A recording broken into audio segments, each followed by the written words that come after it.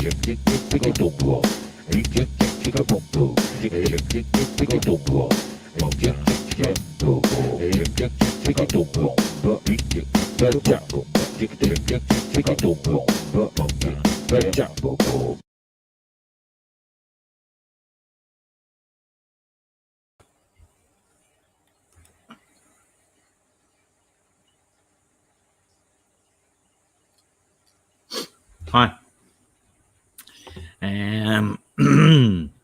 G'day, everyone. I am experiencing technical difficulties, but I'm not sure if you are witnessing my technical difficulties. Yeah, I see myself very jerky, stop start, and I don't know if that's happening for you peoples. So please let me know if it's annoying and jerky and nonsense. And look out, Punchy Paints is first. She said so. That might be your first bucket of kudos, is it, Pam? Well done, you. Well done, you. Bucket of kudos in the post to you. Here's to Punchy Paints.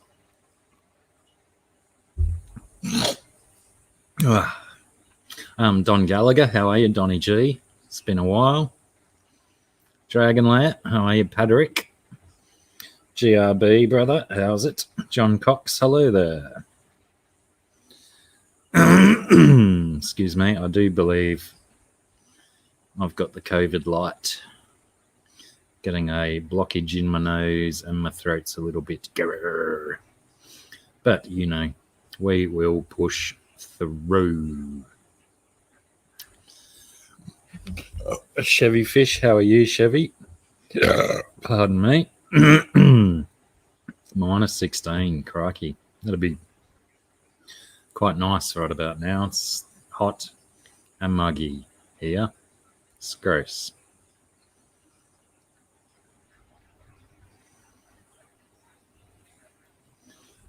Oh, yeah. Have to keep the water running so they don't freeze up and burst. Brutal. What do we got? Received 30-minute warning notification and stream is live notification exactly as they happened on my iPhone.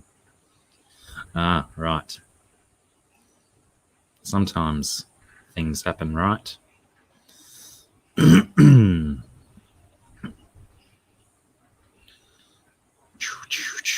Yeah, I thought I'd start with a different one this week, different song to start with. 47 layers.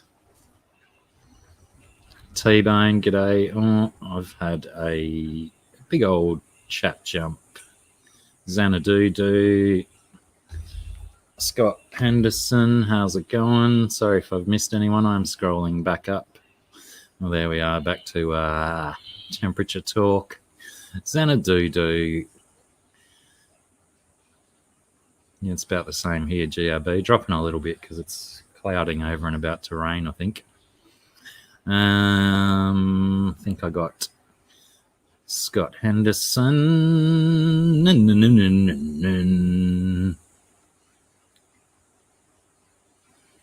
All right, good day. Thanks, GRB. As long as my audio is coming through fine, I'm not too worried about whether I'm one or two people or stopping and starting video, but as long as the audio is coming through good. Thank you. Shep, g'day, brother. How are you, mate? T-Bone, I think I got you before, didn't I, on the way up, T-Bone. Fish Dreams, how are you?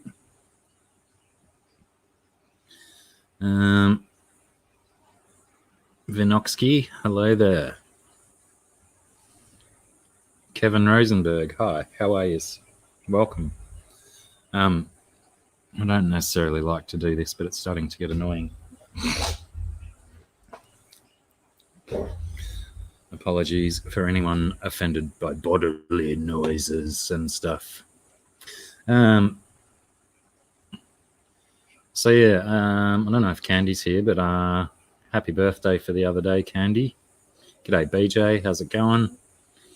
And it's also my birthday today. Hooray for birthdays and stuff. A few other people I know that have birthdays today, but they're not here. So I won't say hi to them or happy birthday to them. What's been going on, BJ? What have you been filling your life with since the end of the Mando? Thanks, Pam. Thanks, Scott. It seemed, seems something that you should really tell people, shouldn't you?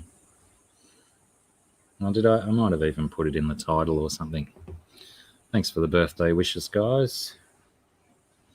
22nd. Oh, does that make you a Capricorn, or are you still a Sagittarius at the 22nd? Not that I care about any of that stuff. John McKenzie, g'day and thank you. Hope I haven't. Did I miss anyone else in the chat? Kevin Rosenberg, I think I got you, didn't I, Kev? Fingers crossed I did. Susan, thanks, love. Good to see you. Happy New Year to you as well. Oh, that's going to start to hurt. Yeah, I think everyone on the planet's using the YouTube. Yeah, right, Shep. The cusp. Jeffrey Watts, hello and thank you. Thanks, T-Bone. Thanks, Chevy. Which I think I was going to say I won't sing that song to myself to earn a copyright strike, but I think hasn't the Happy Birthday song dropped out of copyright or something now and is in the public domain, maybe? That's why you'd always hear strange birthday songs in movies and stuff. So they didn't have to pay copyright to whoever owned the copyright to Happy Birthday to you. How was everybody's holiday period?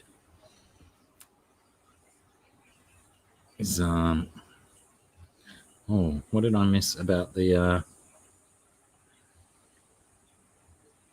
Did I miss something about Earth?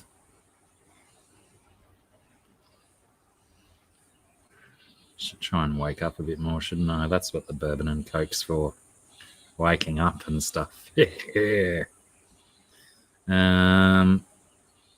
Cheers to yous all. Thanks for the wishes. Fish drinks, thank you. GRB, thank you. Happy anniversary of your coming to Earth Day, Blacky. Right. I call it Burst Day, when one bursts forth from where they were before. But yes, 'tis the anniversary of my burst day. Don't know if I said hi to Jeffrey Watts before, but if I close that down and do a bit of... yeah, bugger it. We'll bring him up to his normal noises. Maybe. Oi! Oi!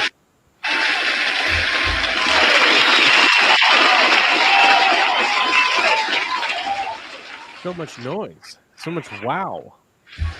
Such a big crowd I get in this room. You'd think I'd only seat 11 or 12, but by crikey, they squeeze so in. Much wowie, so much wowie zowie. Hey, Bane, mate. Well, I gotta turn my waiting music off. Waiting music. Bro. I was listening to some ripping jams, bro. Ripping jams. Yeah, dude, I was just rocking out while I almost fell asleep. And yes, ladies and gentlemen, Corvus Oskin. Or as some people call him, Oi! Joel. Some people call me Everyone Joel. knew that. Joel Romero. Bring on the dislikes, you suckers. Bring it on. Yeah. Bring it on, you butts. Bring it on. What's happening, my man? I hear it's a birthday. I hear it's a birthday. It is, yeah, just the one today of mine. Happy birthday. I'm glad it's your birthday because you're not dead and now you're older than you was before, which makes you older than you was yesterday or before that. Yeah, I like to consider that I age by the minute. So that way I get some 1,000-odd birthdays a week. Yeah. Pardon me. Why is it that I start live streaming and now all of the birthday messages start rolling in? Yeah, that's right. I'm going to text you on your personal phone line that says happy birthday. It'd be so much better if they just came into my live stream and said hi in here. The girl from Iwo Jima. That's a good one. The girl from Ipanema? No. I prefer what song what is it? Hold on, let me see. What's that song? I can't remember the name of the song right now. Mamishka Mouse. Oh, I posted it in the Discord music channel the other day. Very recently, so let me scroll way back into the timeline here and I'll go find it. My lord, I've been posting so many music tracks. It's Herb Albert. He's Albert. Is he Alpert with a P? Alpert. Yeah. A Taste of Honey. You guys would recognize the song. I don't know if can we play it? Can we play it on your channel? Probably not. We'll get a copyright strike. We'll be stricken by the copyright criminals. You have to look it up on your own, you fools. There you go. As long as they've got the name. Yeah. Let them put the work in. Goodness. I'll put it in here. Herb Albert. Then you guys just play it on your own radio whilst watching the stream still. And no one gets in trouble. Get your own music. I got my own jams. Check this out. I got my own jams. Check this out. It's strong. Campbell Sun, g'day.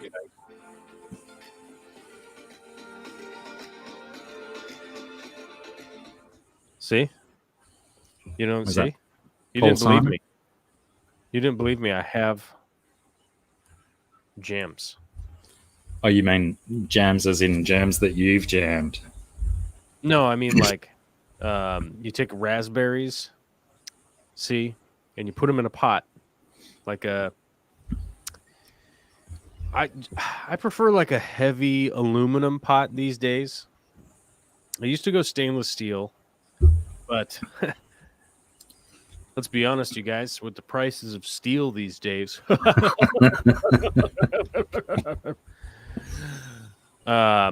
Aluminum pot, little sugar, little fructose, a little thickening agent, maybe horse hooves. Horse hooves. Make myself some delicious horse hoof and raspberry preserves, otherwise known as fresh jams. Yeah, and Americans have actually started using the word jam a lot more nowadays, it would seem, instead of just calling them all jelly, yeah? It's pretty rare. Okay, so jam generally has all the bits. The bits, yeah, right. And jelly's all strained out. The seeds, the elements of the fruit are still in it. Jelly typically is like a strained product, like if you made juice thick. Jam for the adventurers and jellies just for the weak-minded people. That's right. I think that's one of the first times I've ever said, if you made juice thick. If you made juice thick. It's a good concept. It's I don't know. wild. Did I get Campbell son? G'day, Dan. How are you, brother? Good to see you in. And Metal Hammer Jimmy and GT. What a fine trio of people rolling in at once. You gotta. Yeah, so there's a good group coming in here. Strong Strong people, strong names. Pugamus, Mr. Pugamus. Oh, Dan, thanks for popping in, mate. So what's happening with you this fine week? Are you going through Star Wars withdrawals? A little, but I've still been doing Rebels with my younger son. We are probably the best part of the way through season 3. So yeah, I'm still getting a little bit of a fix of my Star Wars requirements. And I don't mind watching stuff over and over again. So I think I did another movie last week and maybe some more clone episodes. Oh, good. Let me get something real quick.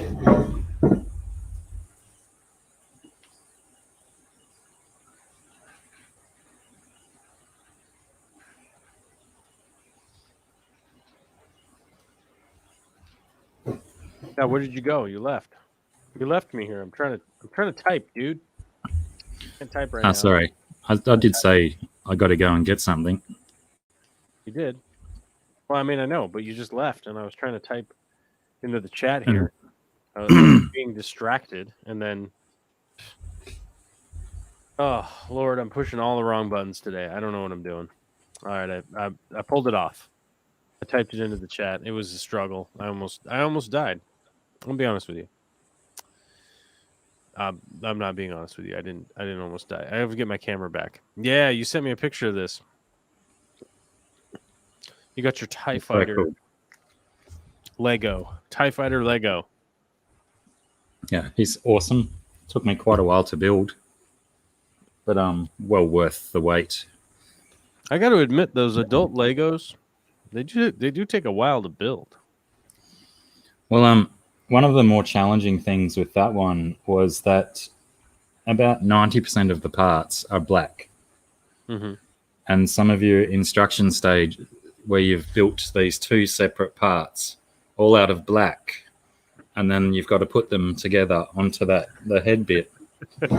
They didn't really make it perfectly clear where you were putting stuff. So yeah, I think that's where the 18 plus comes into it, is just that little bit of extra patience that's required to put everything exactly where it needs to go. And I had a couple of moments where I inadvertently skipped a step, but realized 2 or 3 steps down the way, and then had to trace my way back, and maybe I'm not really over 18 yet.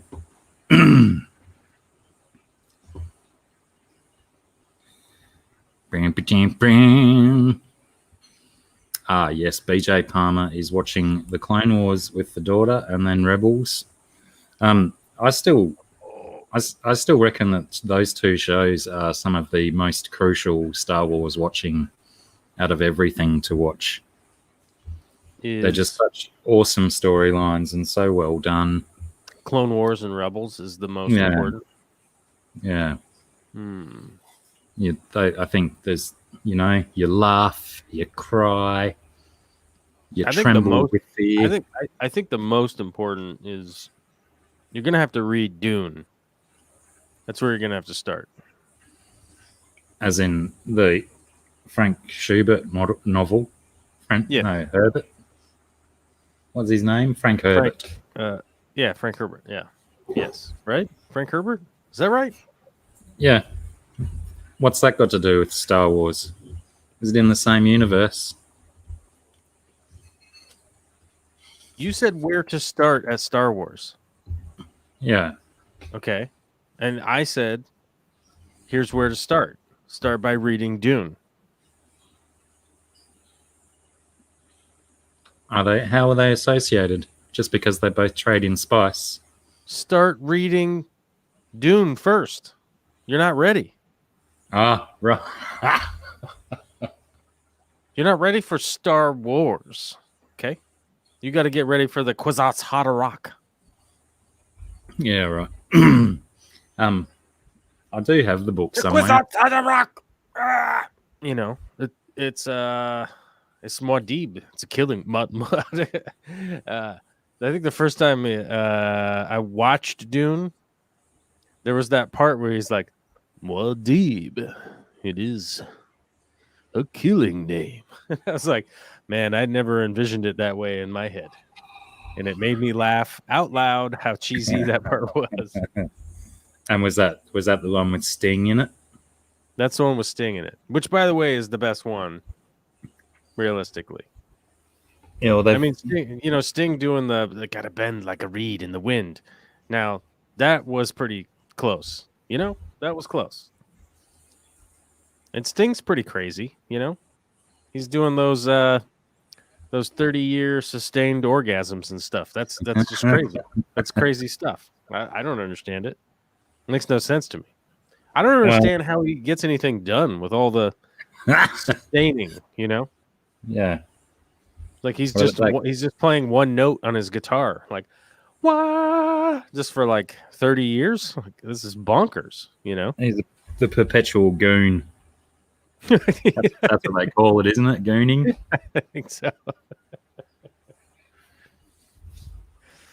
Yeah. And then there was the TV show as well, wasn't there? Was that a mini series or was that like a whole season of a show? I think there was a mini series. What was the other one? There was a animated one. Was that the Children of Doom? June? Let me see. That was a new series. Then there's a remake coming up or something, isn't there? Well, there's a new one coming out that looks awesome. I'm excited for it. And is that still a retelling of the original book, or have they taken it elsewhere? It's like they... So I think that they... Hold on a second. Let me see this mini series. Yeah, so the mini series was in 2000, I think. So that's quite a while ago. That's right. William Hurt was in it. And I mean, it wasn't bad, but it never really, to me, it didn't like fully get in there, but it's not bad. How many parts was it? Well, there was Dune and then there was Children of Dune, right? Or was it all just Children of Dune? Because there was Dune and then Children of Dune. Children of Dune was pretty recent, wasn't it? That was like within the last... 2003. It was only 2003. Oh, right. And I think Children of Dune was just a movie, right? I'm not sure. Let me look. G'day, Lumpy Dog. Oh, no. Children of Dune was a season, I think.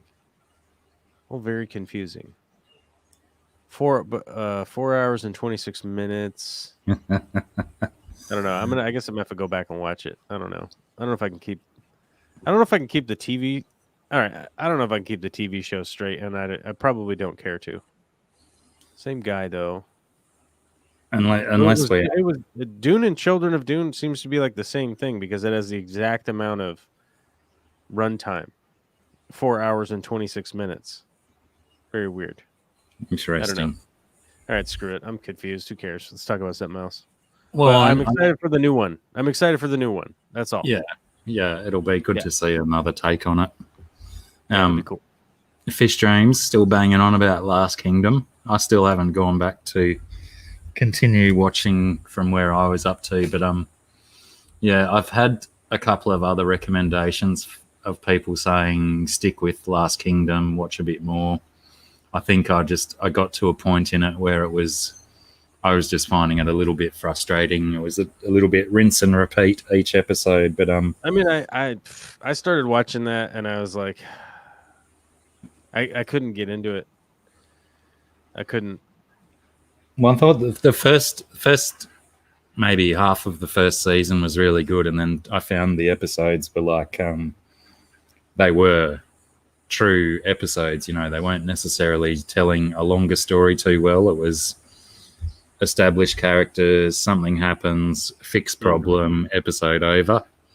But then other people have also said to me that as it progresses, the long game becomes a little bit more apparent, and it doesn't become too episodic like it was. So potentially, maybe they're just creating filler episodes if they had a big deal or something to do multiple seasons. But I certainly like all of that old swords and battles and that kind of stuff. I thought the Witcher was pretty good, the TV series. Well, I thought that The Witcher was actually surprisingly good, but also like bad. Does that make sense? I feel like they sort of intentionally made it a little like extra cheesy or something. Yeah, I can see that. But I thought it was really enjoyable, and I do have to admit, like, my sister that hates everything was like, "Oh, I love The Witcher," and I was like, did you even play the video game?" She's like, "I hate video games. I never played video games." And I'm like, "How do you like this show if you have like no idea who these characters are?" And I don't know, dude. She's like way into it. Did she not? Was she even aware that it was a video game? I think so. Yeah. From my understanding, yes. Yeah, I thought it was pretty good. But there was Last Kingdom, like, I think I'd already watched the Vikings, and I was already like burnt out on Viking stuff. And then there's the comedy Viking show. What was the comedy Viking show? Norsemen. So I'd watched Vikings, like some of the seasons of Vikings, and it's got that I don't know, but who's that dude who used to be a motorcycle guy? He's that really good looking blonde guy. Charlie Hunnam. Yeah, Charlie Hunnam, and the others, amongst others. And then I watched Norsemen, and I think by the time Last Kingdom got on my radar to watch, I think I started watching it, and I was just like I need me some laser guns in my life. I think I was like, there's a pandemic going on. I can't. And I just went like, and I like sighed really like gutturally, like, and then I watched The Watchmen instead. Oh, that was pretty fantastic, wasn't it? That was very good. Yeah. You don't get that many Emmys with a shit show. It had a solid, man. It came through on the graphic novel. Like it's hard to say when something like comes through on a graphic novel, but I feel like the newest that one season of The Watchmen, like it vibes the graphic novel and it does it justice too. Yeah. I mean, so sad The Watchmen is a one and done, but I'm not sure it's actually a one and done. I heard that it was a one and done, but I'm not 100% sure that it actually is. Let's see. Yeah, well, when you go and pull that many awards and stuff, you kind of get a feeling that the producers might want to milk that cow for a little bit more. Oh, and speaking of g'day Zip Gun, how's it going? Speaking of Vikings, was there not a new season of Vikings just put out on the old flicks of net? Oh, so they want to make another Watchmen, but the creator doesn't want that cow milked. Damon Lindelof, however you say his name, I don't know. Doesn't want just to like do the Java fan, isn't it? He doesn't want to do season 2. Oh, little fella. Can you believe that? Can you believe like being the creator of anything and somebody like HBO wants to put the power of HBO behind you to do another another season, and you're just like, no, I don't want to. That's it's a little bit of an interesting is it a diaspora? Because on the one hand, you want all that massive corporate money in your pocket, but you don't want to, draw and quarter your child sort of thing. You don't want to stretch it too thin or make it crap. Oh, The Expanse zip gun. I've been like, I'm sure I have started it before, and I saw it sitting on my television screen the other day as a recommended viewing, and I almost started it again, and then I watched AP Bio instead, just for some kind of crazy juxtapositioning. That's pretty funny too. The Detectorists. Why does that sound familiar? What's that? The Detectorists. It sounds familiar. It's not that. The Detectorists from BBC. Is that the one with Simon Pegg? The BBC did cancel Dirk Gently's detective agency, and that pisses me off because that show is amazing. That was very good, yeah. It was amazing. I'm sorry. Like I read all of Douglas Adams like over and over and over when I was a kid, and the Holistic Detective Agency and those two chuckleheads pretty effectively brought that to life, I think. Just how wacky and wackadoodle it was. And then did you see the UK version? Wasn't it BBC that made it? I think it was. I think they made both, but there's an original one, an original one with Stephen Mangan in it, and he's a reasonably well-known comedy actor from the UK. Right. I'm talking about. Let's be honest. I'm talking about the newer one with Frodo. Yeah, that newer one was absolutely brilliant, and well, the main reason I ask about the English one is massive contrast in where the shows went and what they did. The UK one was just such a simple take on it, and then when the Frodo one, they just blew it out of the water. It was so fantastically done. Like the UK one was just seemed to be done on a really tiny budget and not so much writing, but yeah, that American one just went brilliant. Loved it. It was fantastic. Such good characters.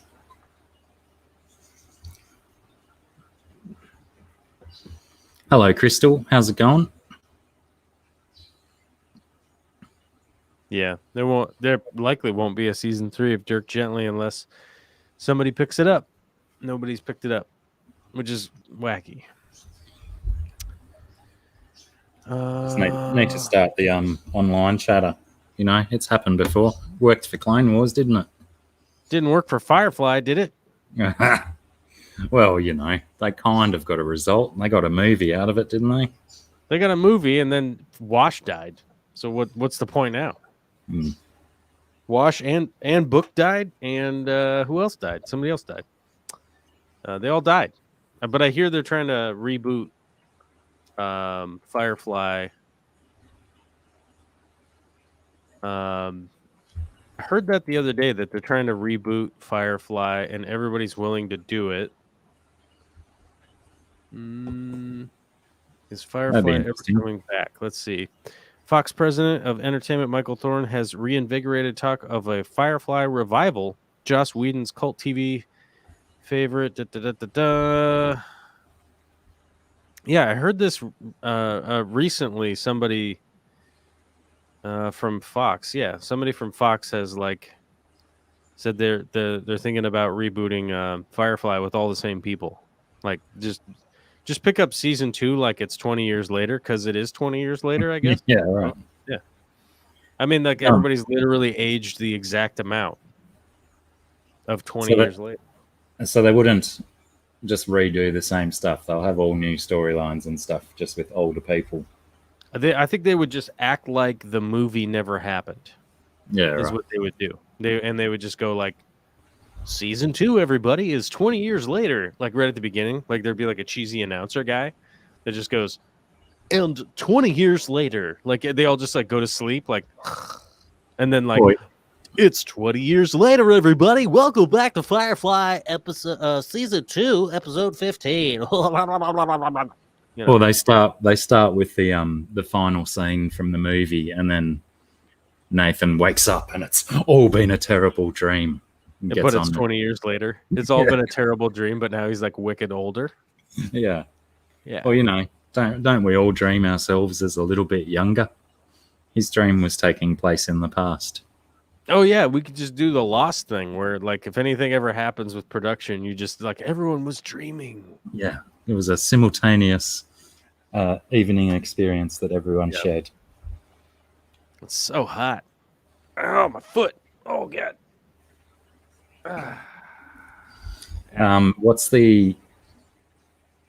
What is it? What's Nick Kroll's show called? The animated one, Big Mouth. Oh, yeah. That's pretty funny. And I can't get into it. I just can't. Well, it's pretty gross. Yeah. It's very lots of 14-year-old boy humor in it. Yeah. I mean, like, I like crass humor, man. Like, I really do. But it has to be thoughtful somehow, you know? And I just don't vibe it that way. Yeah, I imagine the character that Jason Mantzoukas voices, I reckon that he gets a little bit of leeway to ad-lib a lot of his stuff. Yeah.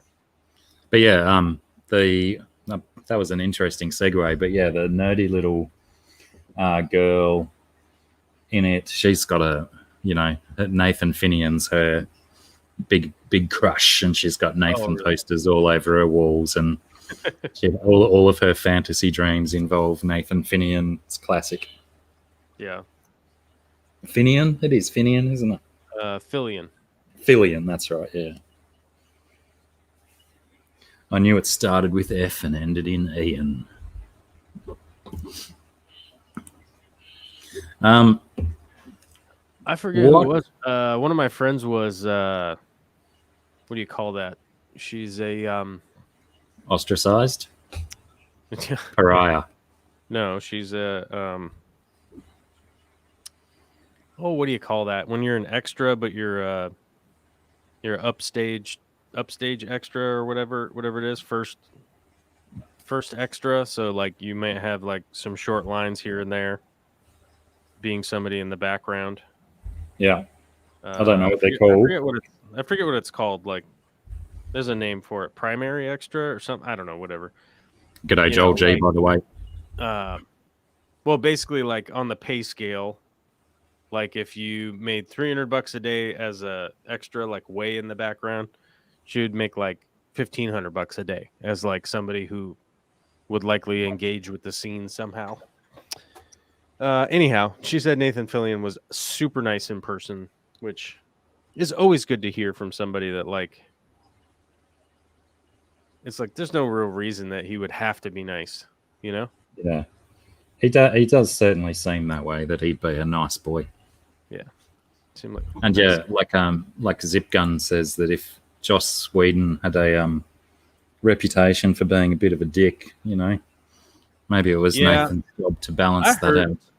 I heard some of that, but I don't know. We'll see. It kind of goes with the territory, really, doesn't it? When you're overseeing a whole production like that. I think the unfortunate part of the world that is that like people interact in weird ways, and then maybe a couple years later it's seen as a different thing. But you never know. I mean, like Tom Cruise the other day was like screaming at. Yeah, I heard that. And the thing is, like, whether I'm right or wrong, it doesn't really matter, and it doesn't apply to anything. But to explain, like, my reaction to that was, so a friend of mine did some production stuff for some of the people that work for Tom Cruise. And they were talking about like how weird it is to engage with those guys because there are so many people relying on like Tom Cruise to just like continue working and making money. Like it's not just that he makes like $50 million a year. It's like the $50 million a year he makes employs like 5,000 people or something crazy. And so, like, if he's not working, like, all those people are unemployed. And that's a weird stress to be under. Like, it's one thing to, like, own a company and be like, we got to keep making widgets. Otherwise, the widget factory goes under and all the widget factory workers are going to go unemployed and they're going to be on the breadline, you know. That's but it seems like a totally different kind of stress. Like, you have to perform in front of a camera. Otherwise, a bunch of, 1,000 people or whatever go unemployed, you know. I don't know. It just seems like a really weird stress to be under. And that's what I heard from that, was a dude freaking out that, like, all of these people are relying on this production. And I think he probably looks at, like, all of the productions that he does that way, and it might not be that different. I don't think he's viewing it differently because of COVID. I think he's more stressed out because of COVID or whatever. But Yeah. I mean, like I said, my opinion doesn't matter. I think just more my take on it, reaction to it was like, this guy's under a ton of stress for a lot of people to keep their jobs. And if, some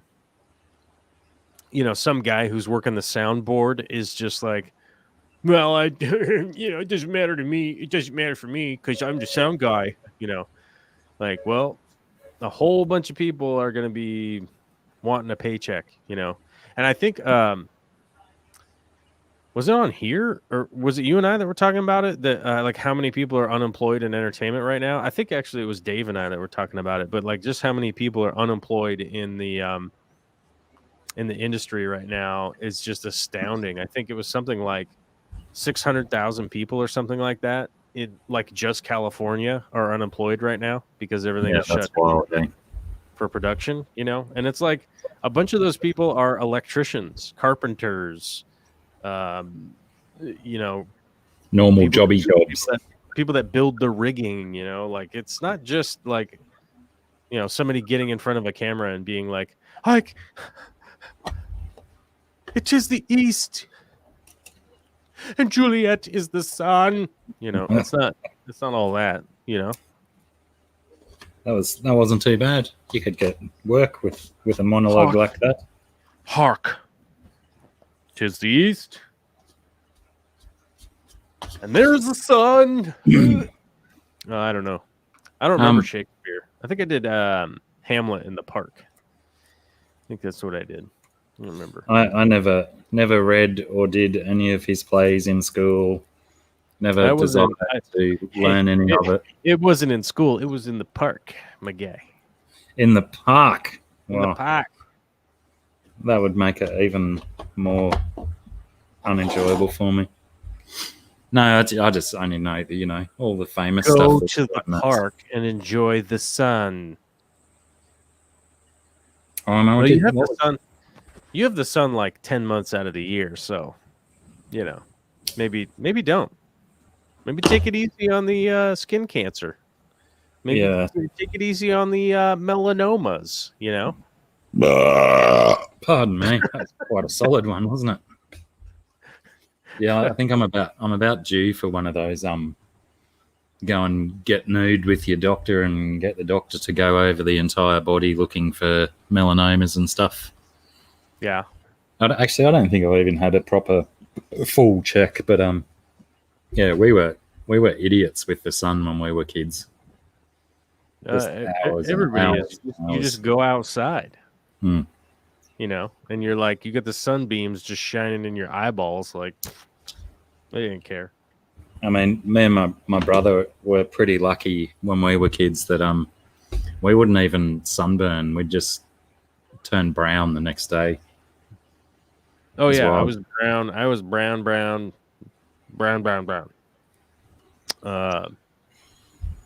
Any of the summer months, I was like super tan, or possibly burned. Burnt, yeah. Well, could be burned or brown. Nowadays, because I don't have that permanent exposure to the sun, yeah, I can get some serious red burns on. But yeah, it peels away, and then all of a sudden I'm brown again. Yep. So I'd still much rather that skin than the milky white color of my thighs. Lumpy asked a good question. What does all this stuff have to do with Captain Jean-Luc Picard? I think it all just puts him in his place.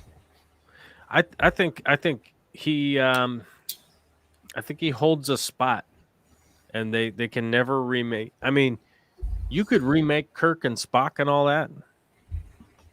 Get it? You can't remake TNG, The Next Generation. You could not remake that. That was Like the yeah. only character out of there that you could redo is like Worf. What about the bar dude with his big funky ears? Oh, the Ferengi guy? Yeah, that's him, Ferengi. The Ferengi guy. I mean, you could probably redo that guy, maybe, but he wasn't like a main character. Mm. But you think like Will Riker, you know, like you can't redo that guy. Patrick Stewart, you couldn't redo Patrick Stewart. Yeah, well, he was just as iconic as Kirk was as a what do you call him, Starfleet captain. But yeah, I think they had the benefit that they could go younger with Kirk and start him off young and be a different dude. But yeah, no, well, that's why I think that's why the that one like worked really well. But like Shatner, there's really like there's nothing. I mean, I get it. He's an icon. Okay, so before people freak out, there's nothing like super remarkable about him. He's just kind of like average run of the mill white dude. So you kind of get average run of the mill white dude that's kind of brash, I guess, and braggarty. And they could cast those guys. They could cast the Star Trek Enterprise. You could cast young versions of them as seen because it worked. But when they tried to cast a young version of Patrick Stewart in X-Men, how convinced were you that was Professor Xavier? didn't watch that one.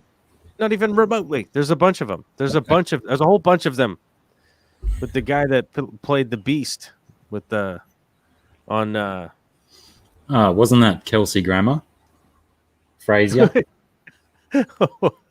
What? Was it him? Kelsey Grammer. Wasn't it him that did it? No, they rebooted the X-Men to play, and they got the young guy. Who the hell is that guy? He was on the M. Night Shyamalan, where he was like shape-shifting. He turned into the Beast, and then he turned into the kid, and then he turned into the other person. He had that multiple. Hold on, X-Men. Oh, here we go. This is like I can get the cast here. Who's that guy? Apologize to your dog for me, Scott. I'll try not to do it again. I'll probably do it again. Who? Where's the? Oh God, where's the cast? James McAvoy. This guy, that James McAvoy guy. You know what I'm talking about? Nah. Okay, fine. I'm gonna get his picture. I'm gonna put his picture on here.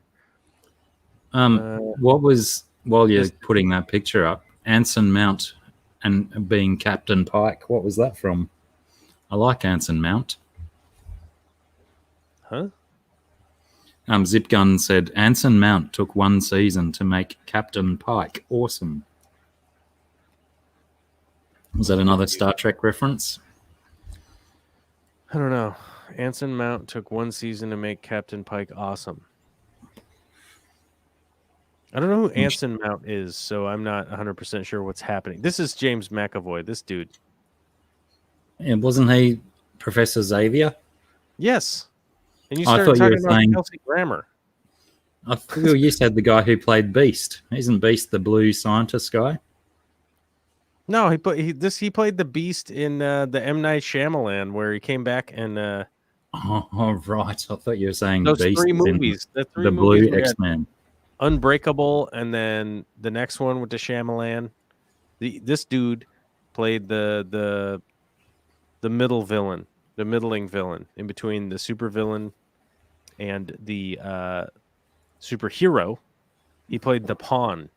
Yes. He played the pawn. The, M. Night Shyamalan triptych of weird movies that really aren't that weird once you watch them all in a row. It's only weird when you watch them 20 years apart. That's the weird part. What's the chronological order of the three movies? Unbreakable is the first one with Bryce Willis and Samuel Jackson.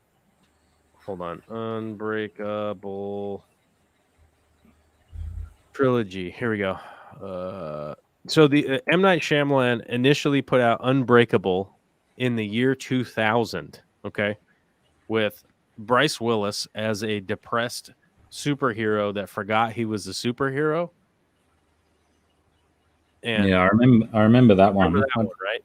Yeah. And then Split came out in 2016, which is James McAvoy plays this split personality character that turns out to actually have split personality to the point where he like Oh yeah, I remember when it came out. whatever. And then the third one came out called Glass, which ties the movies together, but like it wouldn't make any sense unless you watch them all in a row. And there's a 16-year break between 1 and 2. Yeah, I had no idea that those three movies were all a sequence. Yeah, I've not seen Split or Glass, but knowing that might make them an easier watch. G'day Gaffer, thank you. I am 46, I think. I think that's how the maths worked out. 47. Don't lie. 1974 to now. You're trying to shave a year off. Very, very sneaky. Well, you know that they're pretty meaningless when you have to do the maths to work it out. That's right. Well, that's true. And even I'm pretty sure I had to do the maths last week, and I'd already forgotten. I hear my spouse is back there. She sneezed. I heard her.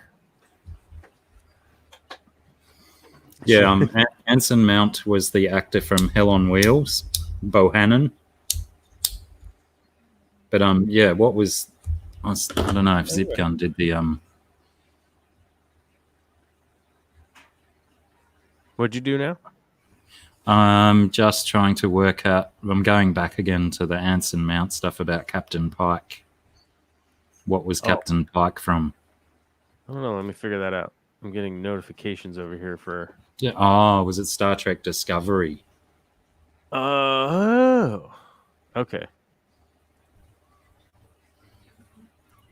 Where did my chat go? My chat disappeared. I gotta fix it. Okay, there we go. Okay, Star Trek Discovery Season 2. Dragon Lair says, sometimes I wonder why I'm in these live stream chats. You get two people on stream and they ignore the people watching. Do we ignore the people watching? I feel like it would be weird to only read what people are typing in because you guys don't type in enough stuff to just read. So I have to like add in stuff in between, you know? And BJ says I don't follow. That's BS. I'm calling total BS on that. Not only have I responded to BJ Palmer in text, I've responded to you with my voice mouth. Imagine the effort that I'm putting in. Imagine the effort that I'm putting in and then just being, I don't even know, disrespected like that. HC Aqua, hello Jesse, how are you? I mean, I think we try and follow the chat. I apologize if you feel that way, Patrick. We don't try and ostracize everyone.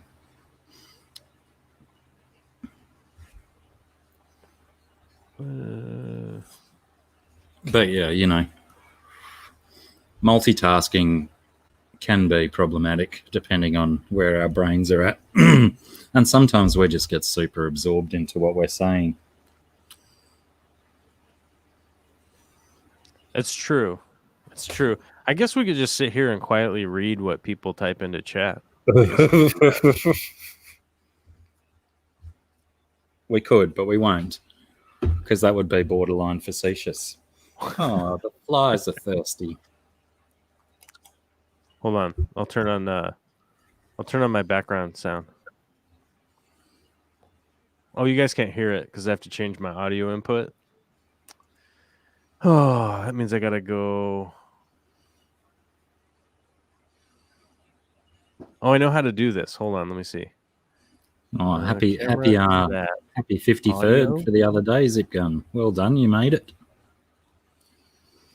I wonder what I can do to change my audio. Oh, it doesn't let me really do anything. Pardon me. That one, like the very end of it, burnt a little bit. That's odd. That's strong. Oh, do I have a green screen? Oh, I'm not gonna try that. Okay. Oh, Jesse, the HC Aqua, the king of the green screen. He's in the house. He loves a bit of the Spider that green screen without the green screen. There was a giant spider. I think it was eaten by a different giant spider because it was a different one now. And that one was here like sensible. It might be up there in the corner right now. Is that it? That might be it. Up there. Maybe. Well, maybe not.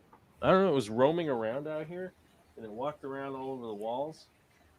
And I just kind of waved at it when it went by. It didn't have any jumping ability. I tried to tempt it with the bait of my, I don't know, I guess the blood underneath my skin or whatever. I'm not really sure what the spider would be after. Tropico. How are you, bro? An egg sack over there? Yeah. Nice. That means we're going to have spiders for days. I'm going to put them in my terrarium. I'm going to put these spiders in my terrarium, and I'm going to watch them hatch just like Charlotte's Web. My one of my pet spiders has babies at the moment. Mm-hmm. But I don't keep them in a terrarium. I just keep them on my bathroom window. I have a collection of about 35 spiders now. Oh God! What kind of spiders do they get there? It's good fun. Oh. They get all of them. They get the big spiders. Which kind of spiders you got right now? You got a huntsman out there doing anything? Doing any business? I probably do. There's always huntsmans about, but I don't see one. A big blue snake. He was like, "Oh, there's one out there," and he ran outside and got one. He's like Mick Dundee. Big Blacky.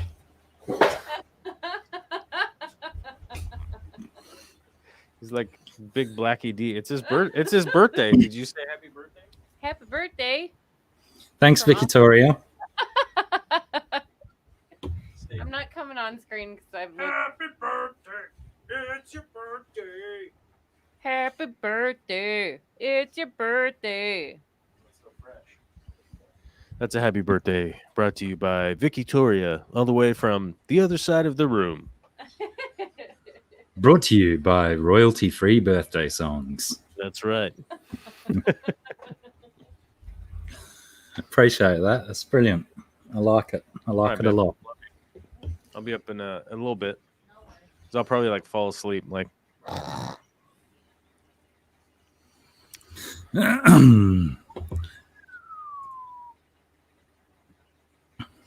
yeah, Americans have different words for thongs, isn't it? You call them flip-flops. Flip-flops? You call them flip-flops? Don't Americans call them flip-flops? We call them thongs. No, we don't call them flip-flops. Flip-flops are what you wear on your feet. Yeah. Like Gaffer was saying he went out the other day with only one thong on. So Americans would imagine that Gaffer Haynes normally layers up his G-strings. I would imagine that you could layer your G-strings in case it was a little cold outside and you wanted to make sure not to get the goose pimples. You know? On that one tiny little strip of flesh. That's right. But yes, it reminds me of a old racist joke about one thong, but I'm not going to repeat it because it's racist. Yeah, we don't G'day, ugly man. Thank you. But yes, we call flip-flops thongs. Oh, Dragon Lair's going to be 71 years old. Oh, when's that? 15 days. Well, happy early birthday to you, Dragon Lair. Yeah, that's coming up right around the corner. 71, eh? I wouldn't have put you more than a day over 68.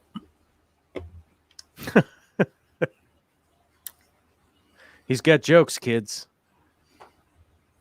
The best comedy comes out of honesty, don't you feel? Uh-huh.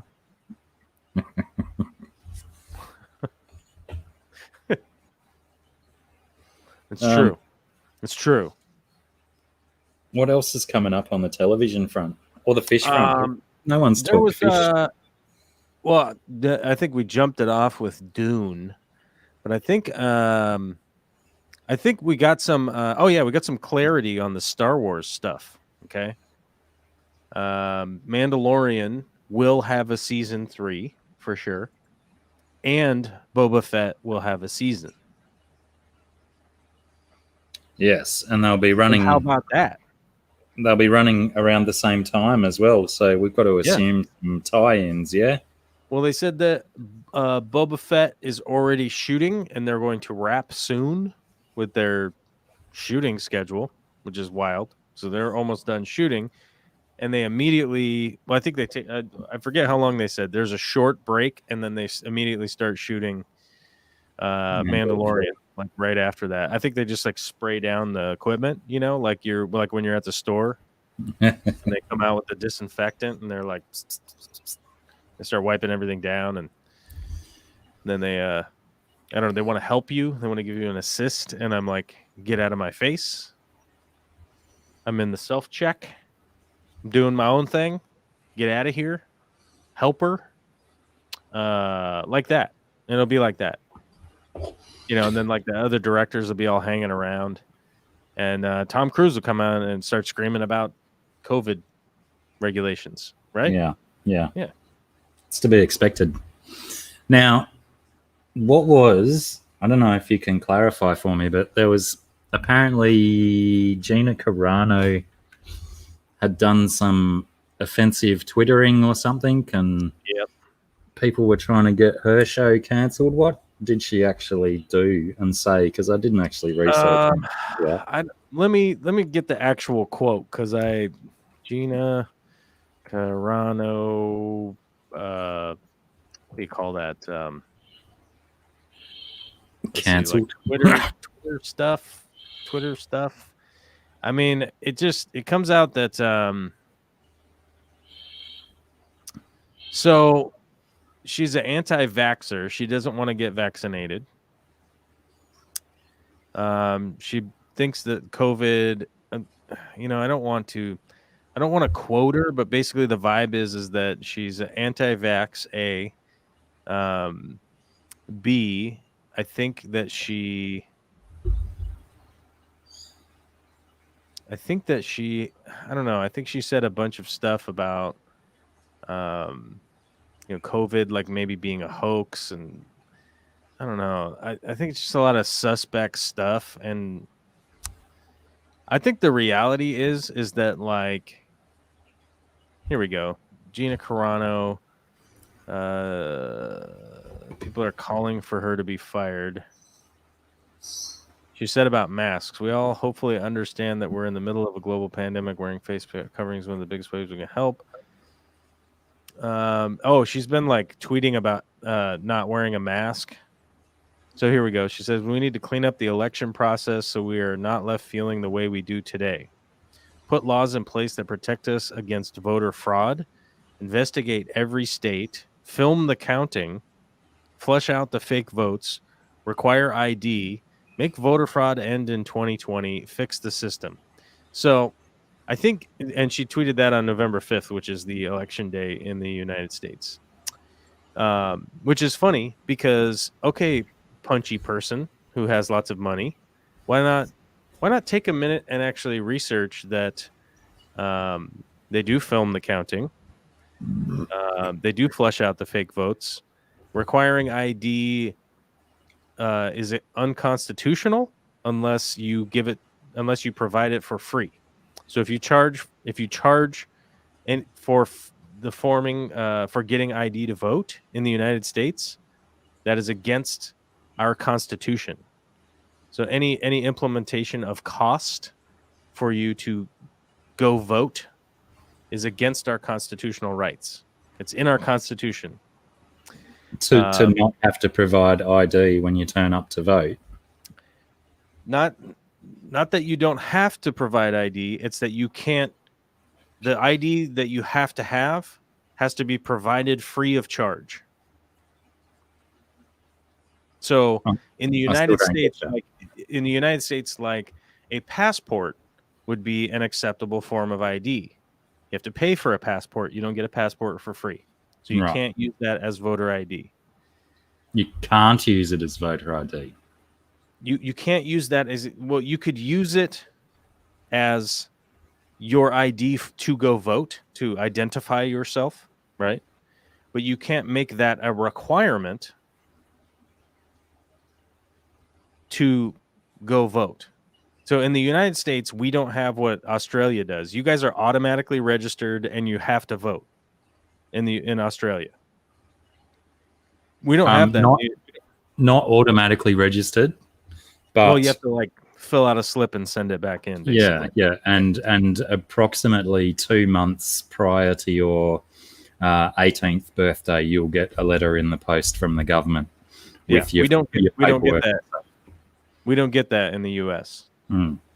We don't send out a letter to remind people like, hey, you should register, and here's the form. We don't automatically send it to people. You have to register. Yeah. But in our Constitution, it says that you can't have any cost implemented. It's called a voting tax. So what they used to do in the United States was they used to charge people to register to vote. So poor people, guess what? They couldn't vote. Rarely get the opportunity. They couldn't vote because it was like, oh, we'll just charge the poor people, and guess what? They won't give us money so that they can vote. So the rich people will vote, and we'll just vote for whoever we like. Well, that's always why I've considered that America not having the compulsory vote is definitely out of that system, isn't it? They only want a certain sector of society having the faculties to be able to vote. Yeah. They want to basically make it so that there's a lot of impedance to your ability to go vote. So even as little as like, well, currently there are a lot of places that do this, but I can testify from my own perspective in my progressive state that 20 years ago, it was a pain to go vote. Like you literally had to go down on Tuesday, like a specific Tuesday, to a specific location that is more than often than not a location that I had never been to, like an elementary school. You know, it's like one time I went to vote and I went to the wrong library. And they were like, yeah, you're not registered here. You have to go to the other library. And I'm like, I have to go to the other library now? And I just didn't vote because I was like, I don't have time for this. I can't just be driving around to libraries, because I think I was 19. I think I was 19 at the time. And I didn't have a car. So I was riding my bicycle around town. I rode my bicycle down in between my jobs to go vote.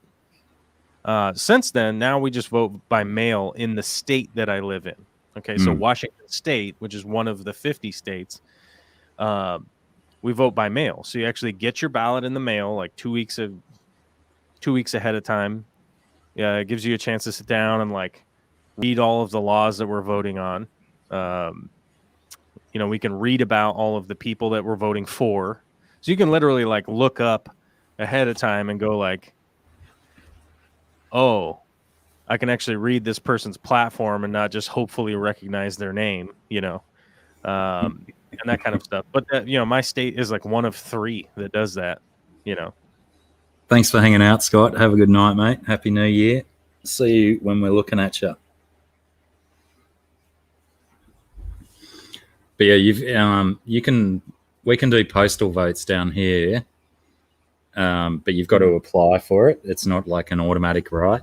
And I think also if you choose to do a postal vote, you've got to be able to prove why you can't be at a polling booth that day.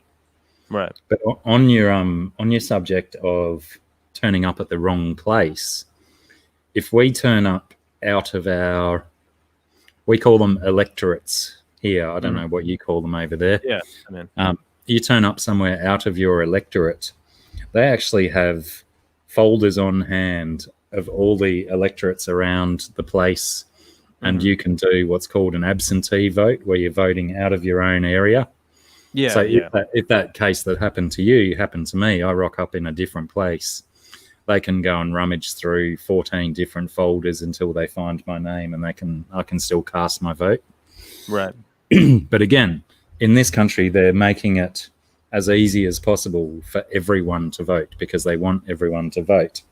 Yeah. Over there, like we've said, they might not necessarily want everyone's vote in the ballot boxes, is it? Yeah, and that's the big thing. In Washington State, you get a ballot, it's sent to you, you fill it out, you sign it, you send it back, and then you keep a little slip that you can check up on it in case if there was any kind of weird discrepancy with your ballot. You can file it to be stricken, and then you can refile a new one. They'll mail you another one if there's enough time, or you have to go to a polling place to like re-vote. Like if you filled it out wrong, or maybe it got damaged or whatever, but it's like, people like Gina Carano, like they haven't taken the time to look up like the American Heritage Foundation, which is by the way, a Republican run group that looks up American voting fraud. That's what they do. That's what they investigate, and there's only been 1,200 cases of voter fraud in like the last 20 something years. So out of 335 million people voting over 20-year period, there's only been 1,200. It's like 0.0000000000074 or something like that. It's just like, okay, yeah, voter fraud. It has happened, but it's so rare, and it is checked for. They act like it's just not checked for. Like there's dead people voting. You're like, okay, those ballots may have gotten sent out, right? Because oftentimes elderly people can get the ballots mailed to their house because they can fill out a thing that says I'm super old and I can't walk anywhere. And so those ballots will get like sent out as an absentee ballot. And then if they get filled out and sent back and that person is deceased, that's voter fraud. And then you would get in trouble. And by the way, it's like 5 years in federal prison. Yeah. It's crazy how big the fines and prison terms are for voter fraud and it's big time. Anything it's to do with voting. Like to anybody that's been locked up for, say, a week, you want to do 5 years in prison because just sending someone's bit of paper to the gov. Yeah, you're like, what? No, like no way, dude. So, yeah, it's really rare, but does it happen? It has happened, yeah. But it's super rare, and just to act like all of a sudden there's millions and millions of cases is just disingenuous, But she's an anti-mask. She's an anti-masker, and maybe she knows it all, and she was just looking for a rise because she was on a high from finishing Mando and all that kind of good stuff, and she was just maybe doing some drunk tweets or something. Well, what was Roseanne's one? What was that? Oh no, I think she came out and like kind of backed it up or like walked it back or whatever. But it's one of those things that like if you, to be honest, like if you work for Disney,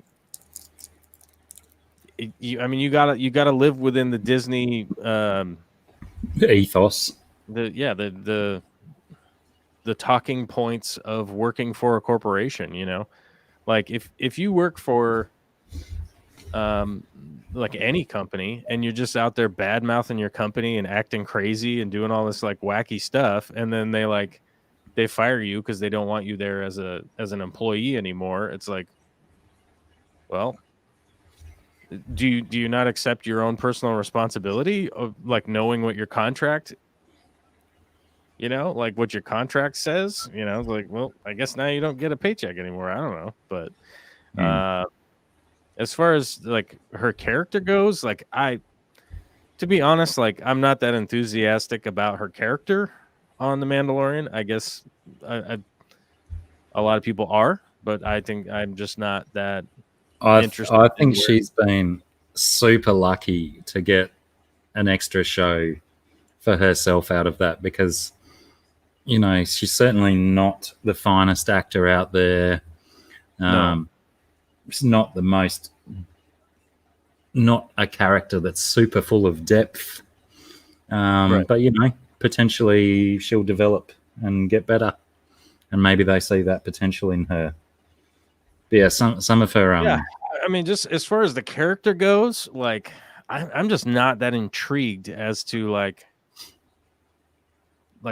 okay, what's she gonna go on to do? Like I don't know. I guess she punches people sometimes. Like seems to be.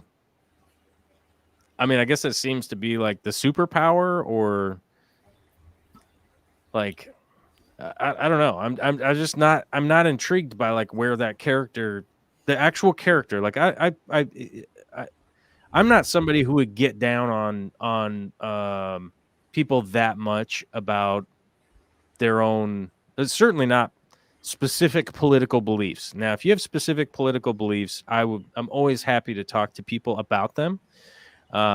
If you idolize characters in the world that I vehemently disagree with, I question what people's motivations are, right? It's like if you idolize like Pol Pot, like what you idolize the evil dictator from Cambodia, like you think he just said like he was real smart or something? I don't know. Like I would question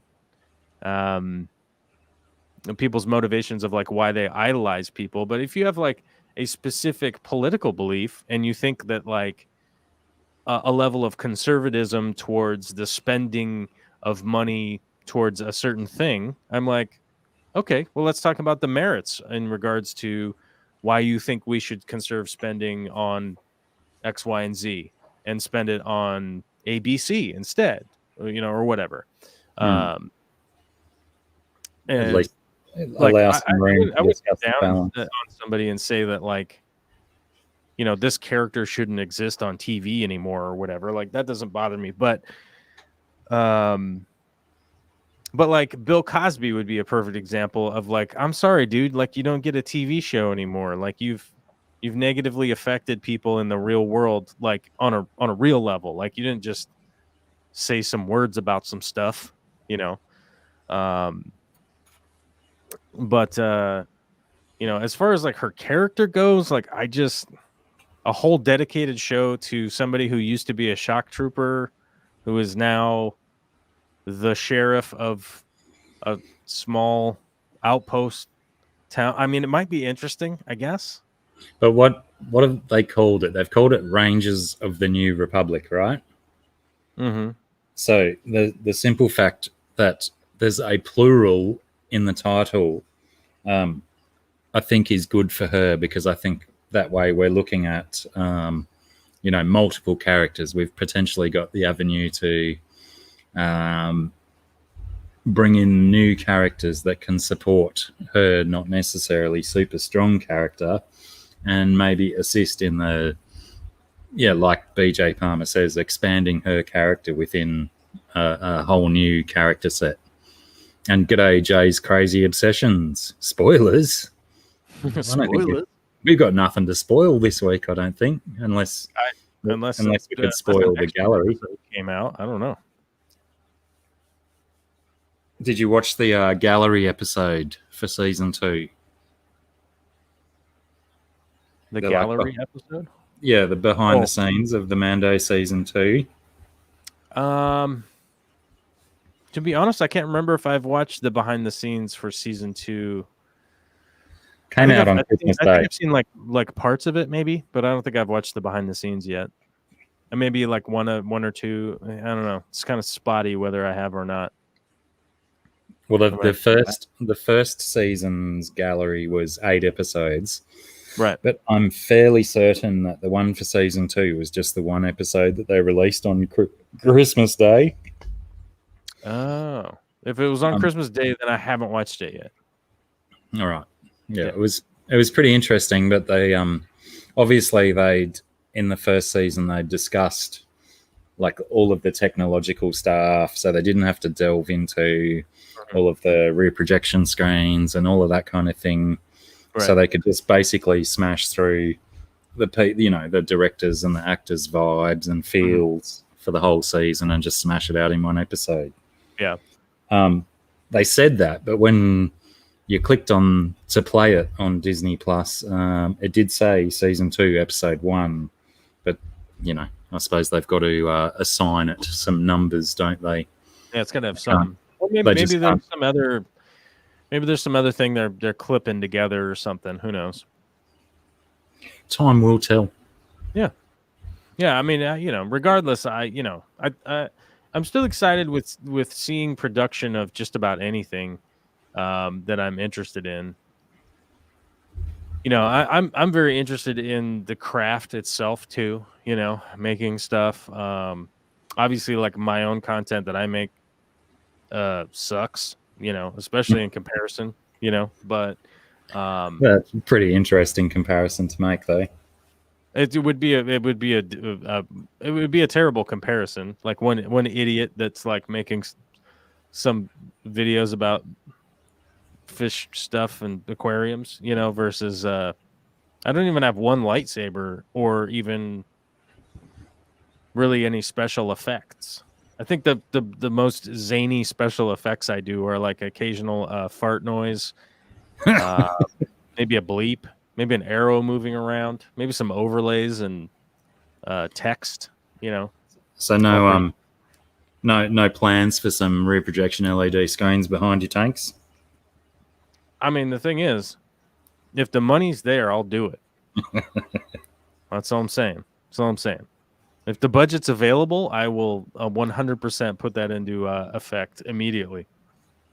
And I will be on Alderaan. I'll be on Tatooine. I'll be on Corvus. I'll be on Corvus on the Corvus Oskin channel. On Corvus with the Mandalorians. So the thing is, if I had that budget for the laser projection or the LED projection lasers. Screens with laser screens. I would have much more aquarium projects to be working on because clearly I would just have bucket loads of cash lying around to just start doing whatever the heck, Big buckets. Buckets of crispy cash. Crispy cash. That's the Boston cash. That's that Boston cash. Jay says, "What about the floating peanut?" That's the Olivia. That's more reserved for my live streams. I try not to blind old Blacky over there with the beauty, the majesty of the lovely Olivia. Every once in a while, she'll show up in this stream though in person. Well, she did just before. Well, she didn't show up. She sounded up. She audioed up. She busted in and dropped some knowledge bombs all up in your ears. Dropped some lines. What was I going to say? I forget. I don't know. You were going to say that Olivia is the best baby ever. And you're always amazed that that's even possible. right? Exactly. Yeah. I thought she would have been murdering people in back alleys by now with you as a dad. Yeah, just cutting people. Short, shiven people just beside the liver. Squish, squish, squish, squish. So yeah, I think she's doing fantastically with all that in mind. Yeah, she's doing fairly well, I would say, so far. She is a lovely girl. She is a lovely young lady. I do have to admit. I know that it's pretty typical that like parents ooh and ah over their own children, their own progeny. But the reality is a lot of the oohs and ahs come from the outside, outside sourced, like unprovoked outside source. Yeah, well, they're always good because they just hit home that Right. those things that you're already thinking yourself, and you can just tilt your head back a little bit and do those self-satisfied nods. Your kids are all like in their 50s now, aren't they? Yeah, Yeah, they're like 52, 50, and 47. right. Oh, you're Right. big. No, what are they? 23, 21 soon, and almost 18. That's right. My youngest turns 18 in 3 weeks' time. Oh lordy, what are we gonna do? Well, 18's, that famous drinking and voting and enlisting in the military age. That's right. So, he's What's it already what's it like in the sunny down under? So you can drink legally in Australia at 18? correct. Okay. You can vote, you can join the military, you can smoke cigarettes at 18. Oh. Um, Well, I think we recently jumped ours back as far as cigarettes go to 21 and alcohol to 20. Alcohol's been at 21 since the early 80s. It used to be 18 and they jumped it up because of the amount of car accident deaths were yeah, right. That's pretty. were in I actually don't have a problem with that, except that most Australian kids have had a fair crack at having a few beverages before they get to 18. Well, yeah, that's the same here, So you might as well have it at 18 and then hope that they sensibly experiment with the drug. But yeah, unfortunately, a lot of kids are just dickheads and idiots. Well, most of them are. Yeah. It's kind of the thing about having a exuberant youth, that generally hormonally, at the very least, it hormonally makes you into kind of an asshole, It's probably a benefit that I was always such a drinker that my oldest son, he barely even touches. He might have a bourbon or a Canadian club once in a while, but he doesn't. He's got no interest in getting fucked up on the booze or anything. Doesn't smoke weed or anything like that. So he's a good lad. But he's his whole thing is driving cars and stuff. So Yeah. when you're you get your learner license in Australia when you're 16 years and 9 months. Mm-hmm. Nice round numbers. We like our round numbers. And then when you've done 12 months on your learner's permit, you go on to what's called your P plates, which is like a probationary license. Okay. But for the entire duration of your L and your P plates, 0 alcohol tolerance. So you're not allowed to have any alcohol in your bloodstream at all.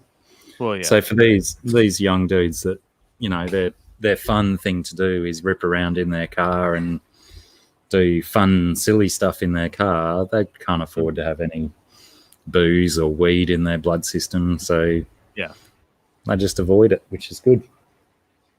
Yeah, I mean, that's the same thing here. There's a lot more restrictions now on the utes once they start the driving.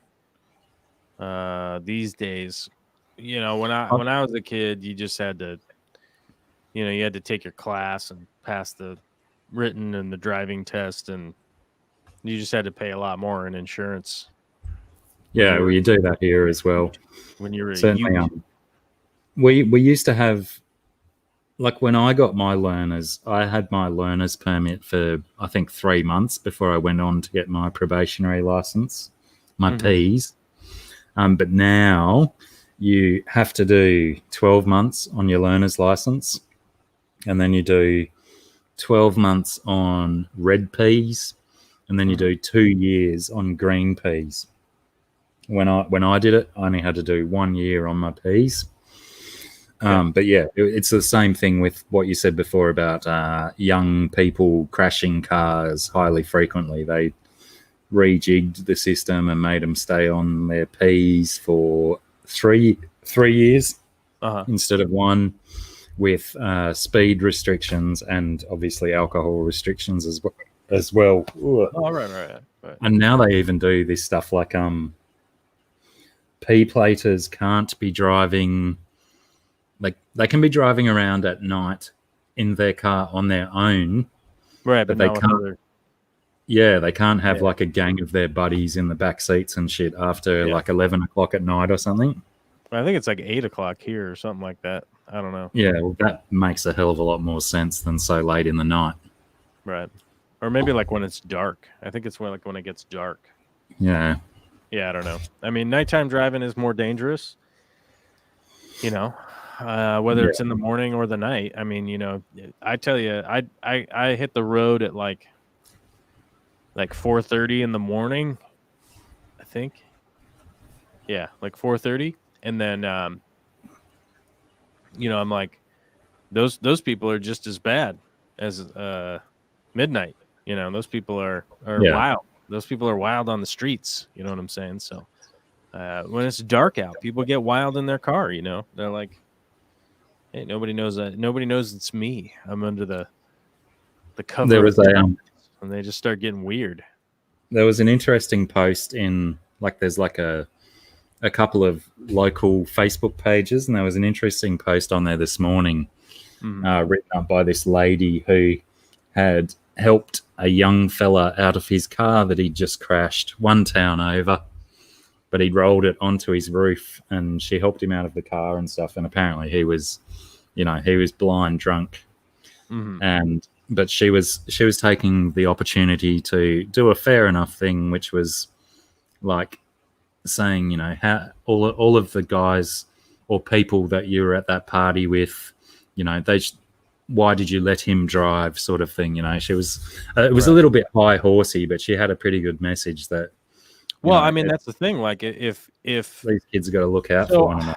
I'm not familiar with the laws in Australia, but in America, if you are the bartender at a bar and you let somebody that is clearly intoxicated drive off and they get in a wreck or whatever, like, they come back to who was serving them this much liquor.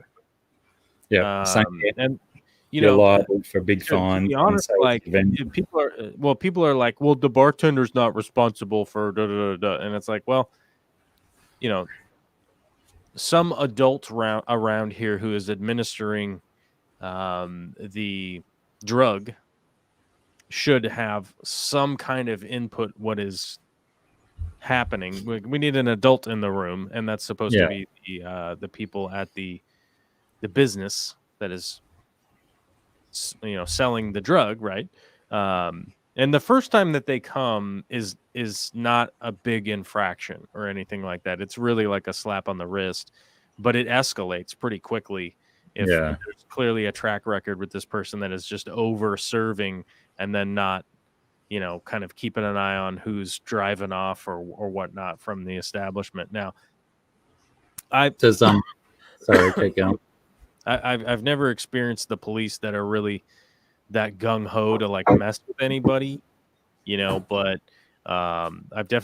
we've definitely had them come into restaurants that I've worked at, interview the bartender, kind of find out what's going on, get an idea of what's happening. They've always been very straightforward about it, and I've never personally seen them hand out any kind of big fine, but I have seen them hand out the civil infraction, which is like It's like a small A warning fine. note. Well, I think it's like $50 or $100 or something like that. I think it's I mean, obviously nobody wants to lose $100 or anything like that, but it's sort of like a hey, hey, wake up here. You are sort of responsible here to do something other than nothing. Yeah, And and sort of just if you are enforcement. over serving people, you do have a license for serving. I mean, it takes nothing to get the license. I mean, it's the stupidest class you've ever been through. But Well, that was one of my next questions was going to be if bartenders have to pass a course and do stuff, because I've got one. It's called a responsible service of alcohol. So you go through like a day-long course, to learn all the rules and stuff. Yeah, and I mean it's not difficult. You just really need it's just here's the basics of here's what you can do in this situation. Here's what you do. Don't do this, don't do that. It's all real basic stuff. There's nothing wildly, oh my God, you're not supposed to serve 8 shots to somebody who's clearly already drunk. Oh, I didn't know. Yeah, they might die.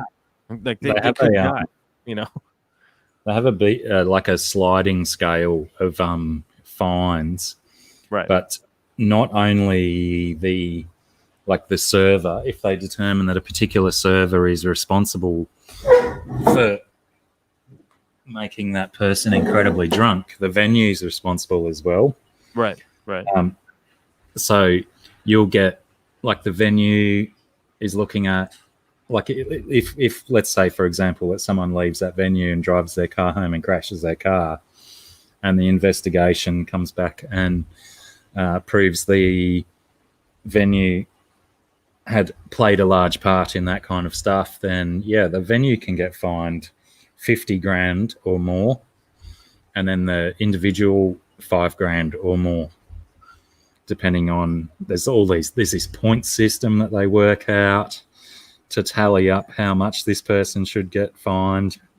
It's all a little bit convoluted and ridiculous, but essentially not a bad system to make people behind the bar very aware of what they're doing and who's walking out that door. Yeah. I mean, that's the thing. It's not, it's not malicious. It's not brought forward with malice. It's just literally, how do we responsibly keep track of what the heck is going on? So yeah, exactly. It's just, I don't know. I feel like it's part of adulting. It's just an adulting thing, that you're supposed to do. Yeah. Although I have, I've gotten in trouble. Oh, look out! Beast is in the chat. Thanks, Beast. Oh, is Beast here? Oh, I didn't realize Beast was Joshua Michael. Yeah. I've always just seen him as the Beast. I believe his first name is Joshua and his middle name is Michael. A beautiful name, if I do say so myself. Mm-hmm. Thanks, Big D. How are you, mate? Welcome.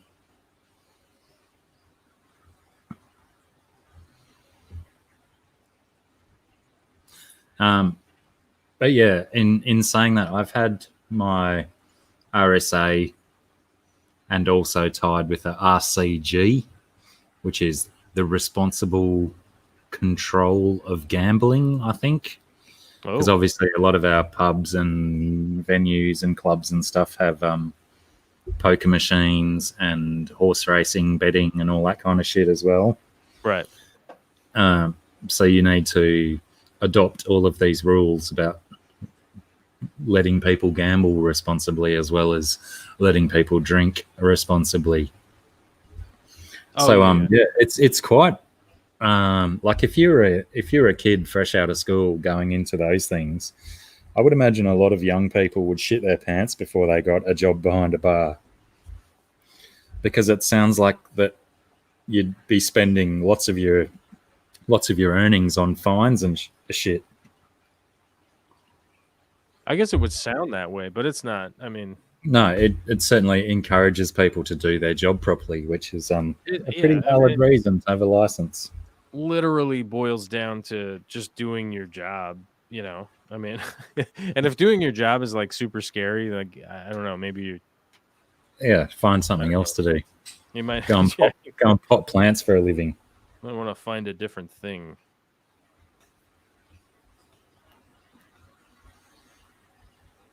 So what's a plan for your glorious birthday here? I think maybe an afternoon nap. Ooh. Yeah, I potentially got woken up a little bit earlier than I wanted to be this morning, but I got up anyway and drank my coffee like a champ. Uh-huh.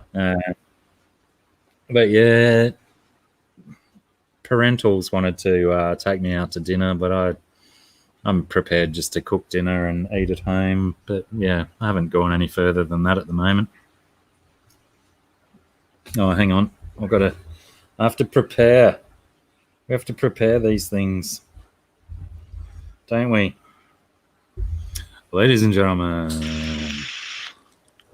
The Beast. Hey, how is everyone?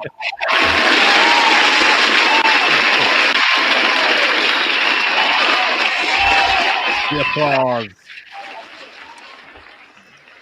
Fuck yeah. That's a Yeah, welcome. it goes for hours. It'll keep going. I can probably stop it by doing that. Yeah, that stopped it. Well, it turns out your birthday's not lucky. I didn't win the lottery.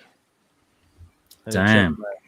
had to check my lottery ticket because if I won, I don't know. I don't know what if I won.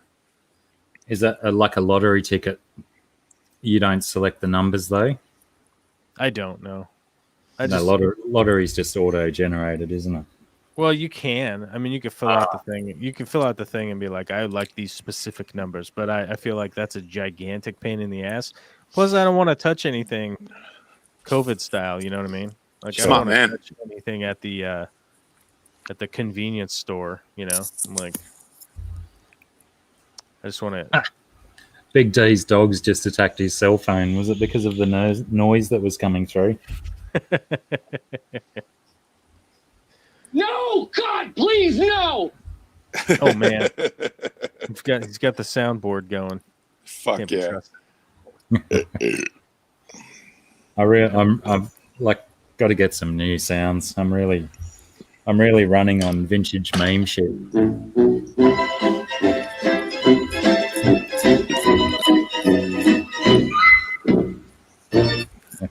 No one needs to hear that ever again. No. Classic.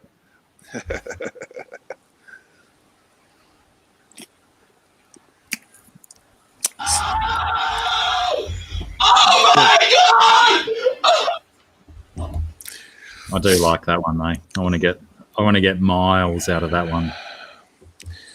What's the news with the Beast? What's going on? Not much, man. I just got back from a trip down to the south coast. So we did about from 2 hours south of Sydney. We drove from. Oh, we've lost him. He bailed on us. I'm back. Sorry, Oh, my back. phone did something stupid. Yeah. So I went for a trip down to the south coast to see my family and where I grew up, and drove back and got back not last night but the night before, and loving being back home. Yeah, Barrie was nice and cool down there. Beautiful part of the world. I drove over the mountains and it was snowing like crazy. Beautiful. Snow all over the place. Have you seen snow? I found out that Blacky's never seen snow in his life. Oh man, he's missing out. No, I've definitely seen snow. I did a tour one winter with some friends in a place called Jindabyne, and we took 4 utes or 4 trucks with trays all the way up to the range where all the snow was, and we filled up the trucks with snow, and then we made a ramp on our friend's property to link up to a rainbow for a rail slide. So they did snowboarding at night at their house. And yeah, the snow lasted for about a good 3 days. It was that cold. Not bad.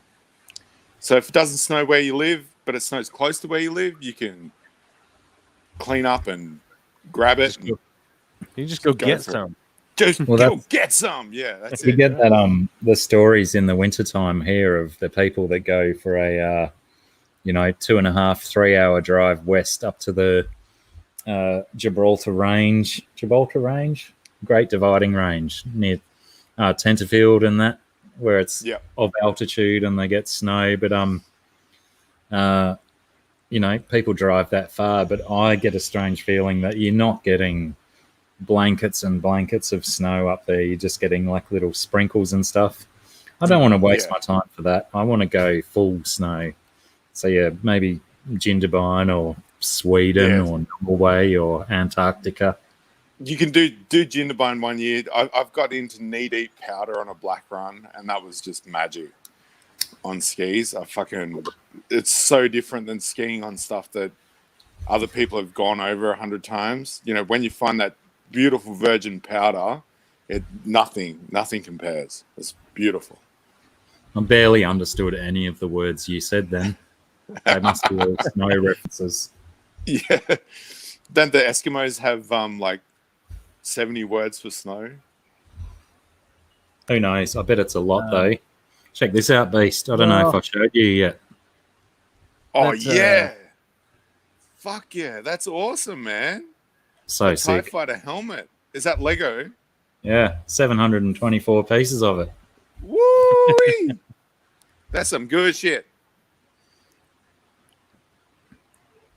Let me see. yeah, Utes, GRB, that's right. Joe Pesci Utes. and his Utes. These What is Utes. What's That's a right. ute?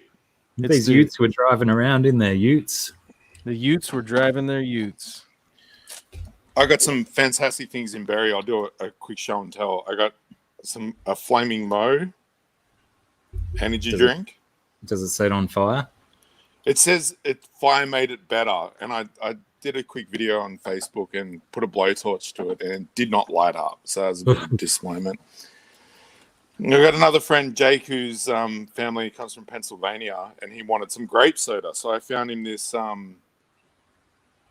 Brooklyn original grape juicy Ricky sparkling grape and lime. I don't know what it is, but the can is fucking massive. It's like the biggest can I've ever seen. How many milliliters is it?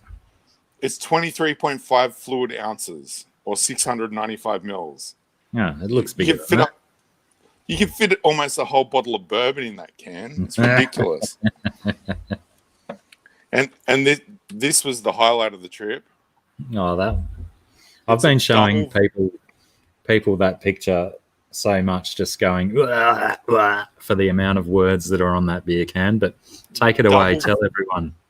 Double vanilla custard pancake imperial nitro thick shake IPA. What the fuck? So good. That makes me mad. And this bad boy, this is the F18 Rhino 5 IPA. And it's 5.3 standard drinks and 18%. How many percents? 18% beer. Far out. What's with the 5 eyes though? Just for emphasis. Well, people say like a double IPA when it's really strong. Oh It's yeah, right. like a quintessential strength IPA, I guess you'd say.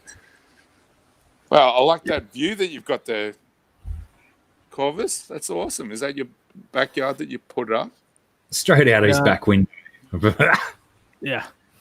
No, this is from the back window of my mom's house, basically. Beautiful. Was that from your walk the other day? Yeah.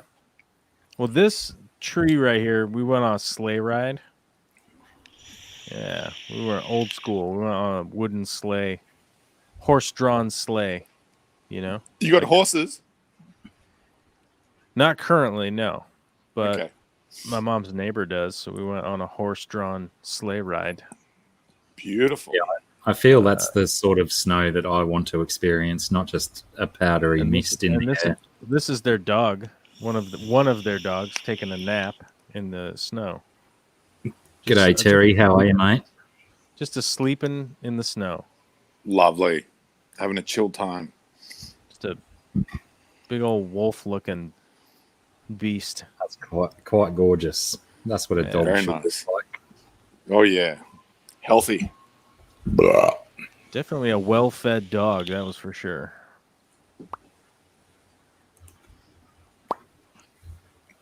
Yeah. But good times. Yeah, man. You go up in our mountains. I mean, it's normally like, the snowpack's generally like 120 to 160 inches is like the pack normally. So 10 to 14 feet deep, which But is it packed tight so you can walk on it, or if you walk on it, you still sink 2 that's feet in? the pack. That's the pack. So over the months that it's building up, it weighs down on itself and compresses. And then, all the fluffy stuff just lands on top. And that's why I like the skiing up here and snowboarding, all that kind of stuff is out of control. Cause it's like once it starts snowing up there, it just keeps piling up on itself. And eventually it's like, it doesn't matter what's going on. There's snow up there. So you can always go skiing until. And is that still in your parents' place? Is that still in Washington, or do you have to go further afield? Yeah, it's still in Washington. We didn't leave Washington State because of COVID. I'm just going to have to go and grab some headphones because it is now pissing down on the roof and I can barely hear a thing.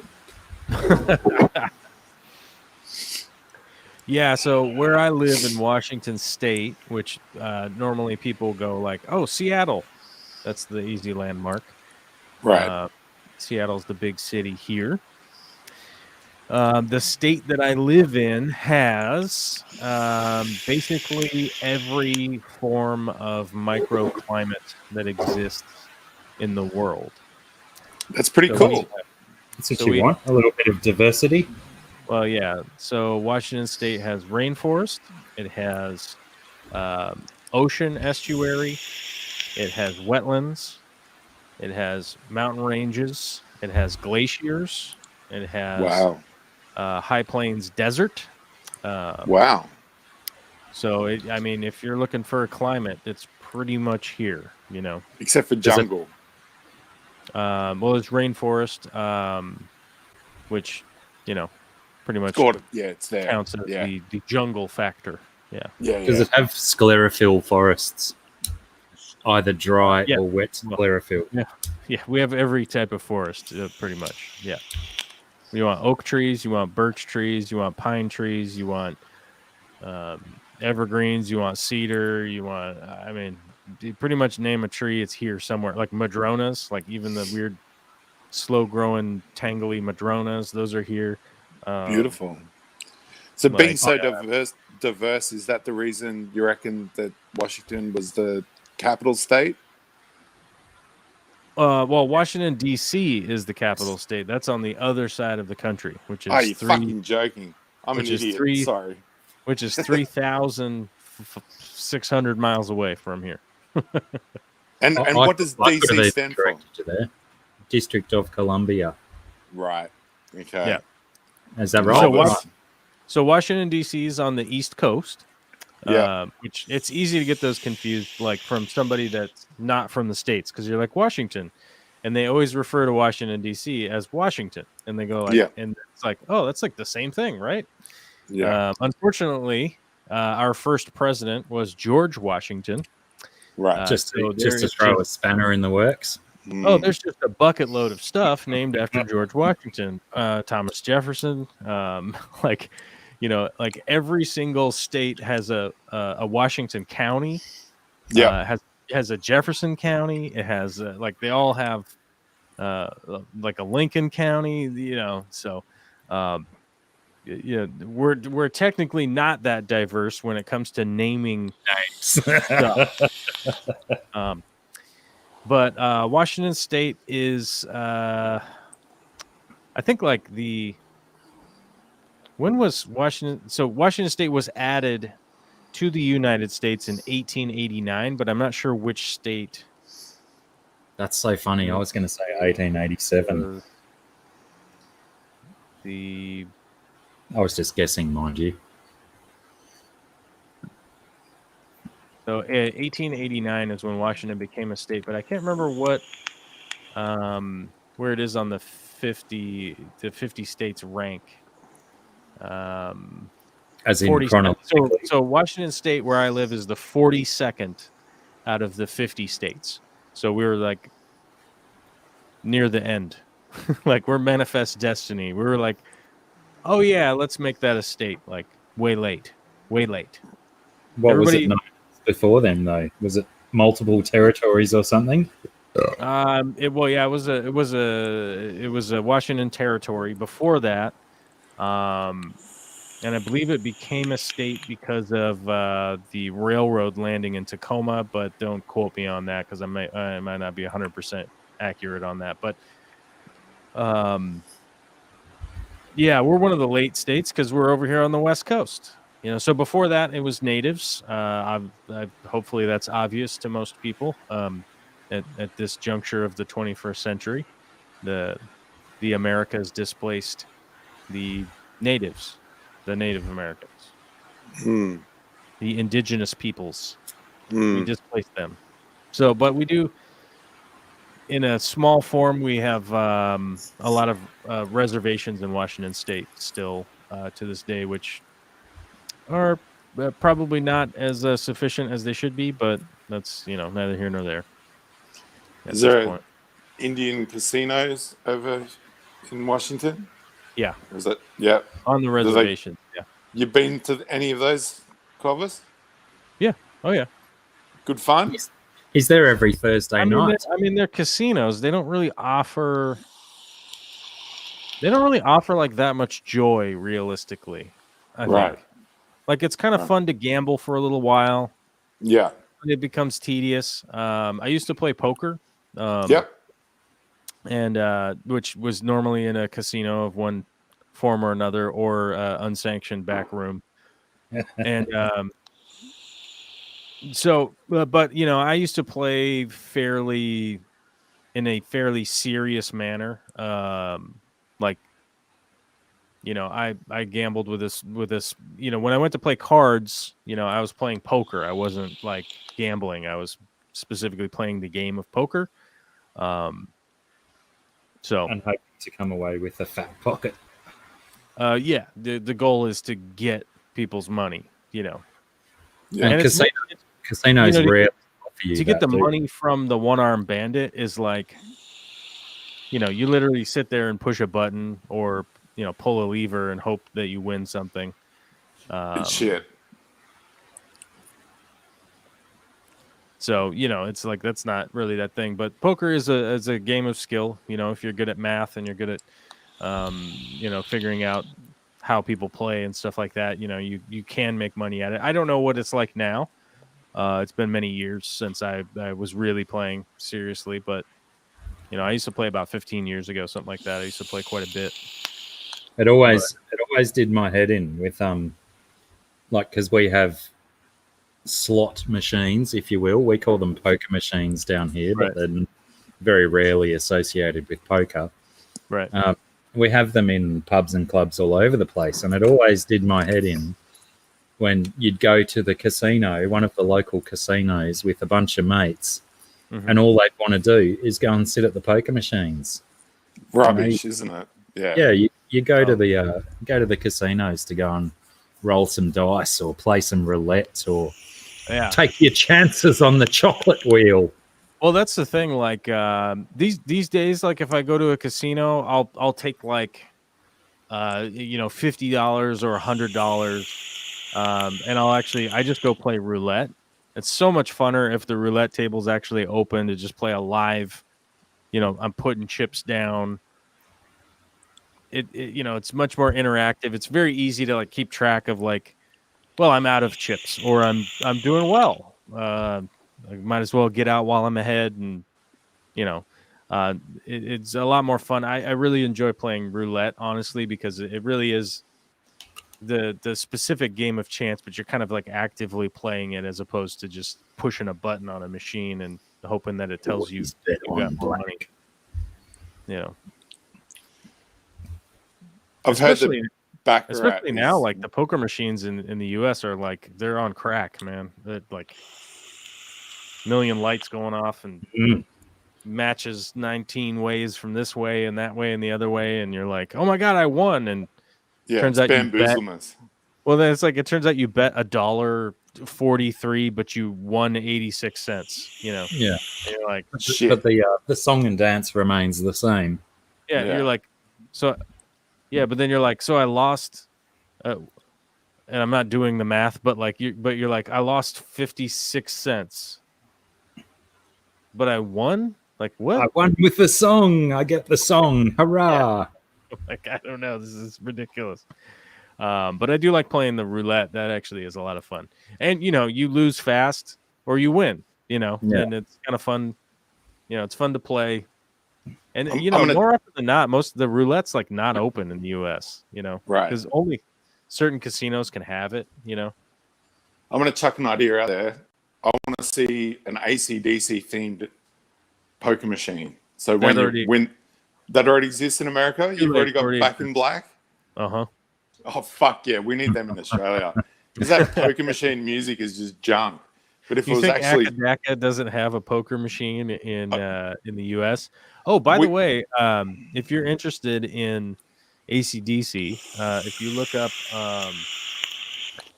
if you look up Hell's Bells with an E, yeah, that is a female AC/DC AC/DC cover band. yeah, seen them. friend- Yep. My friend Sarah is the new lead singer. Oh wow. Yeah. So they like came up and played a show here, like social distant, like at the casino, Nice. like online. And it's like this is not the same. This Nuts. is How not do the they same. go? Are they good? Are they as good as the Iron Maidens? Well, Hell's Bells is really good. I mean, they're honestly like they're a really good band. They do a really good job. And I think they're as far as I know, like they're like sanctioned by AC/DC. They're like approved or whatever, like they have the approval from the band themselves. So Oh fuck yeah. yeah. I think that just means that they can play their songs on YouTube and not necessarily get demonetized. No, they can do like paying shows and all that stuff. But I Yeah. don't know if they get demonetized on YouTube because I don't know if AC/DC owns the rights to their music. So, well, I don't think it'd matter anyway because the algorithm would just pick it up and smash it against the wall. it would just automatically like send the demonetization. I'm sure. I wonder if I have any right now. I had one a while ago. No, I don't have any right now. Well, somebody tried something like automated. Posted a claim against one of my videos, and I'm like, I have a license. I just, like sent them back like sort of a crass letter with my license, with my license number of. I have the rights to play that song over and over and over again if I want.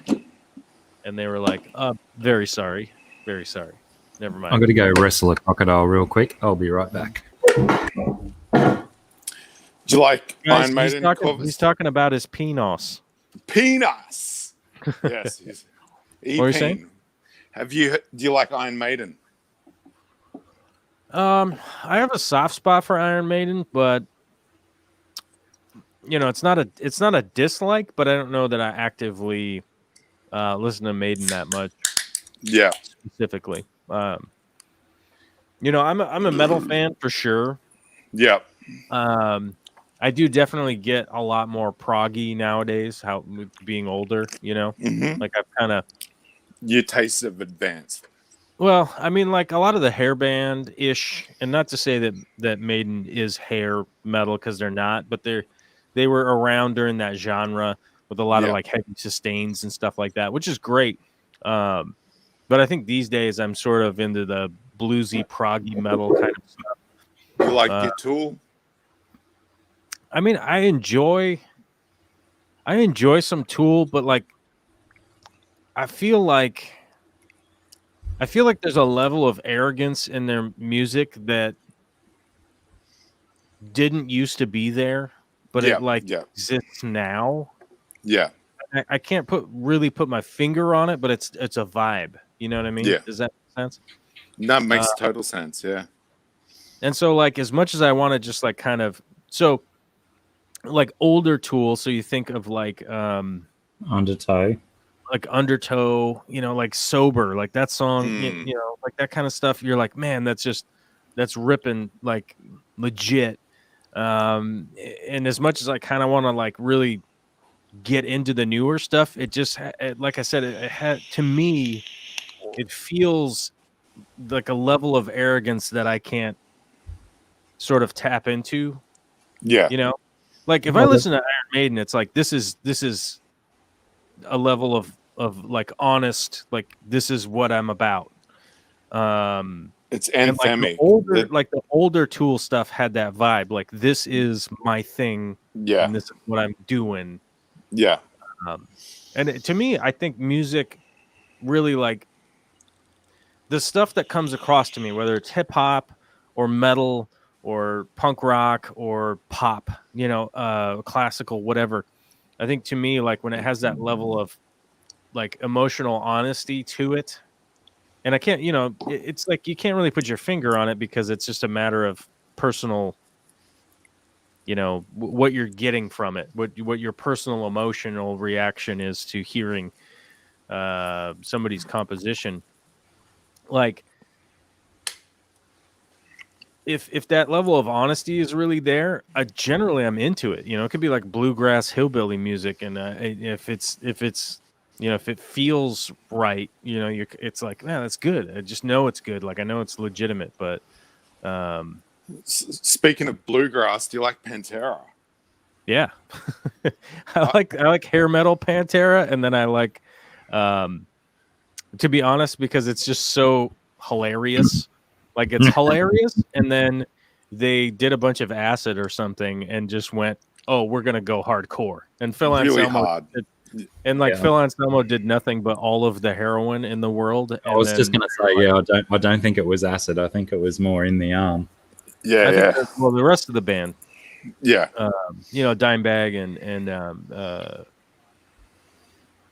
like Vinnie Vinny, Paul, those guys didn't get into the Yeah, they just went from dime bags to an ounce at a time. yeah, pretty much. I was in a Pantera cover band in high school. Oh, okay. That was great fun. And the biggest show we ever did was to the Nowra rural show. We had about 2,000 people waiting to see us. And we got set to play before a kids band called the Hooly Doolies, which were like I remember them. Yeah, that's like a kiddie version of a shittier version of the Wiggles. And just Weren't this they year, were around longer than the Wiggles, though, weren't they? They were, yeah, they were. And we opened for the Hooly Doolies, and all these kids with their parents were there, and they had to listen to me scream "fuck" into the microphone. So I was like fully channeling Phil. It was so much fun, and no one was no one was getting into it. But lo and behold, this whole group of intellectually dysfunctional people from the local group, school where they look after them, they all turned up, and these guys were just moshing so hard. They loved the shit out of it. It was so much fun. And then this year, the Hooly Doolies opened for a sporting event, like a big national sporting event. And I said to my friends who were in the band, man, if we kept at it, we would have been at this just as likely to be at this event too, because I was doing it. We did covers for years and then decided to do our own original stuff. But we had like really flamboyant 1.5-minute intros, and yeah, the music was just great. And my guitarist Craig, he could play dime stuff note for note. It was awesome. Oh yeah. And then Craig was still at it up until about 2 years ago, but he'd moved into singing. He took my role over singing, and he's got a band called did have a band called Demon Fetal Harvest, and they opened up for Morbid Angel about 5 years ago when they came to Australia. So yeah, it was good fun. It was so good to be on stage in front of a huge audience and have focus on you. I need one of them. Look, everyone, it's A-Part. World famous hip hop guy. World Hello. famous. Yo. He's more famous than us. Oh, jeez. Good. Ask me Thanks if he's for heard stopping of Wombat. Have you heard of Wombat? Josh wants to know if you've heard of Wombat. What's Wombat? He's a rapper. Look him up on YouTube. Rapper? Yeah, he's nodding. He's nodding in a cool manner. He knows Nice. Wombat. Yeah, nice. Of course. Yeah. What you got there? Is it a birthday mug? Oh wow. Yeah, Look, it's nice. a mug. Fuck yeah. Oh, that's not a very exciting side of the box, is it? Happy birthday to you. Oh yeah. That's winning so far. That's the winning birthday present That's the winner. so far. We never know. Winner chicken dinner. Oh, look! It even says inside the cup. It says, I don't know if I'll be able to put that up there properly. Maybe if I point it in the right direction. May the force be with you. What's it say? It says, "Never underestimate the power of the dark side." Nice. I guess I'll have to start drinking my coffee black now, Ooh. which I don't Okay. really like. I get it. I like mine with cream.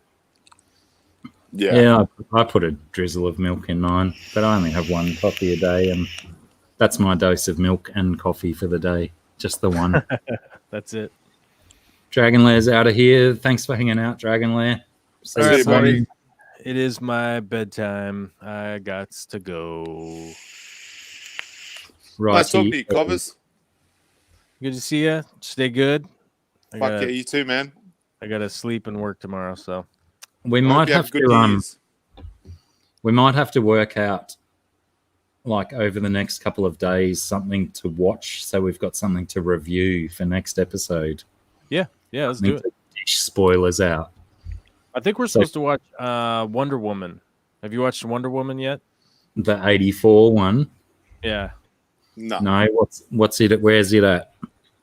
I think it's on HBO Max or something. I don't know. It's like the We new don't have release that movie. yet. I think we're supposed to watch that. But if that doesn't tickle your fancy, we can message and figure something out. Yeah, let's like, I've been watching The Wilds, which is just a little bit like Lost, so Okay. potentially not much to talk about there. But yeah, let's do some digging around and find something to watch and talk about. Cool, Doable. man. Sounds good. All right, bro. All right, See you, Clovis, bro. thank you. Have a good day. Happy New Year. Oh yeah, Happy New Year. Happy Yeah. New Year. Cool. Hello, Aquamate. How are you, sir? Who Sorry, called guys. what? I'm on my phone, so I can't see the chat. So if I ignore you, I'm not being mean. I'm just a shithead with limited and- technology. If anyone has comments directed at the Beast, tell me to tell him, because I may not see them in the chat. Brodders is here as well. It's almost like Aquamate and Craig Broderick left the same party at the same time and both wandered in here. How's the MCG, Brodders? Or Craigos, whichever one you prefer. For those that don't know, there was a considerably massive test match of cricket on at the MCG, the Melbourne Cricket Ground, the last few days, wherein Australia got thrashed by India. But that's okay because we thrashed them in Adelaide last week. And Fair's Craig fair. Broderick was there. He was there in the flesh. I saw the photos. It's quite funny because I was at the MCG 2 years ago watching India play Australia. Yeah, right. No, hang on. No. I was wrong. I watched England. That must have been Right. 3 years ago, I think. The Lions. Oh, that's right. Brodder's got his Melbourne Cricket Club membership, so he sits in the fancy stands now. Can't sit in the concrete bleachers with the rest of the humans.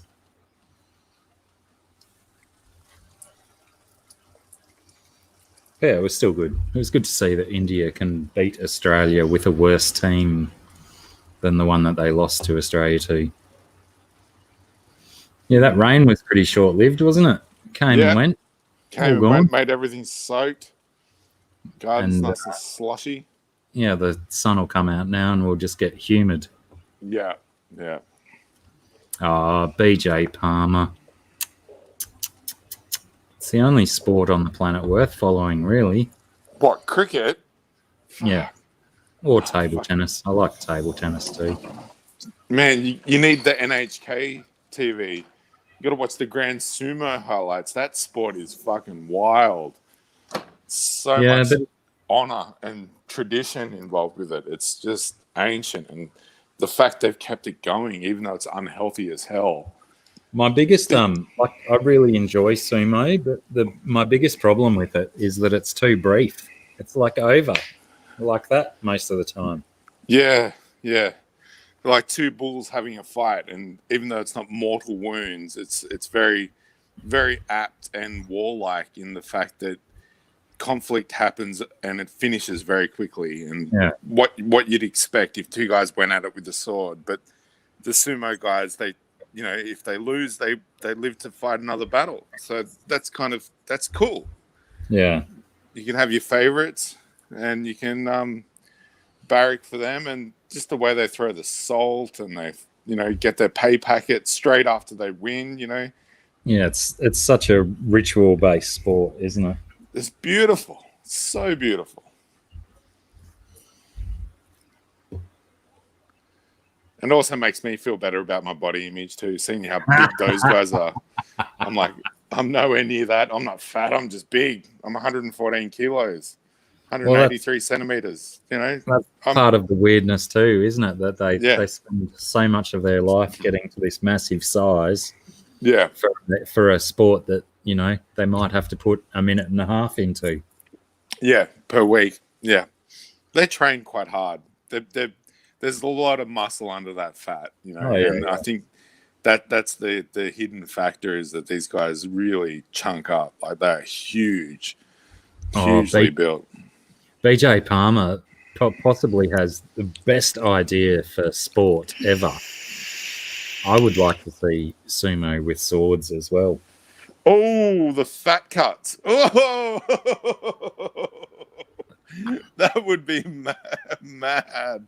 I mean, you potentially wouldn't get the lengthy careers that some of these guys have, but essentially, what great viewing that would be. Yeah, visceral. Oh, slice it open, scoop it out. Ooh. Yeah.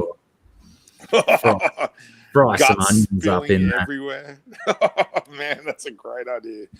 I don't think they'd be too keen on it though. Oh. The investment that goes into each of these guys, you know, the gyms, they pump so much food into them. They're $1 million units when they get to the top of the range. Oh, and the rest, yeah. And the rest, yeah. Fucking hell. Have you ever heard of Lorica? What? Lorica. I'm unfamiliar with this word. Okay, so these guys in Sydney developed these armored bodysuits that have impact sensors in them. So you can go toe-to-toe with any weapon and they're weapon-proof.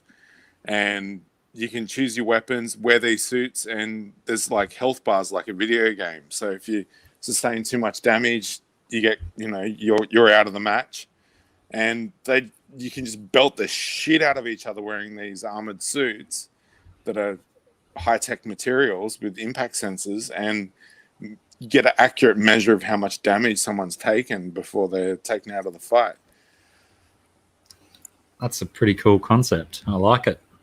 It just doesn't have Hank. What's that? I said Big Tank Hank. How's it going, Hank? G'day, Hank. Yeah, it's not very eventful watching it without the life bars. because no one gets hurt. So it's kind of like, what's the Got to point of be this? like an online experience to watch it. Yeah, you need that. You need that digital health bar to show, he's copped a few whacks to the head. He's out of the game. But it's nice because people can do like their fantasy matches of, what does Raphael with his 2 size versus someone with a katana? How do they go against each other? They can go full whack at each other and no one gets hurt. So they can skill up. And I think that's the biggest problem with armed combat is that when someone really gets wounded, they're out of the game forever. And they're lost. Thanks for hanging out, Craig Broderickos. Good luck, man. Dress well. You know what would make a great spectator sport is tournament paintball. Viewing it with. Oh, speaking of tournament sports like that, have you seen the tag? Yes, the parkour tag. Yeah, how crazy is that stuff? It's intense. Yeah, those guys can move. Yeah, that's wild. That's like potentially the finest new sport that's come along since maybe parkour or MMA itself. Yeah, that's brilliant. Combine that with paintball and paint knives. That would be wild to watch. I was going to say combine the professional tag also with katanas. Yeah. Then, I think potentially 66% of the population of the planet would tune in to watch. Oh, yeah. Men tag with ninja swords. Fucking oath. Well, here's to a bright and shiny future where awesome things happen. I mean, it's going to be 2021. We need some new shit to entertain us. Parkour golf. Is that a thing, BJ Palmer? Arnold Palmer. Parkour mini golf. I guess mini golf is parkour for a ball. For a ball, yeah. Got to still make it do crazy things. Yeah.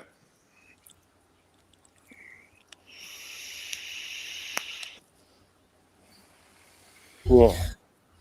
I'm intrigued, BJ Palmer. I need to know if parkour golf is a real thing. I'll be looking that up, I think.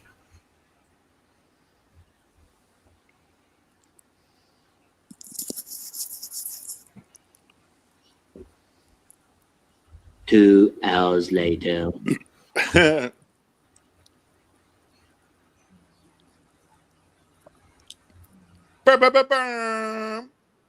you heard about a dub siren, Michael? Is that one that you just did? Yeah, that's what made that sound. It's like an effects box that's like a guitar pedal, but they manufactured them, and it was big in the reggae and the dub scene way back in the day. And you tune all the knobs and press the button, and it makes a synthesizer effect sound, and you can tune it and make it do all weird things.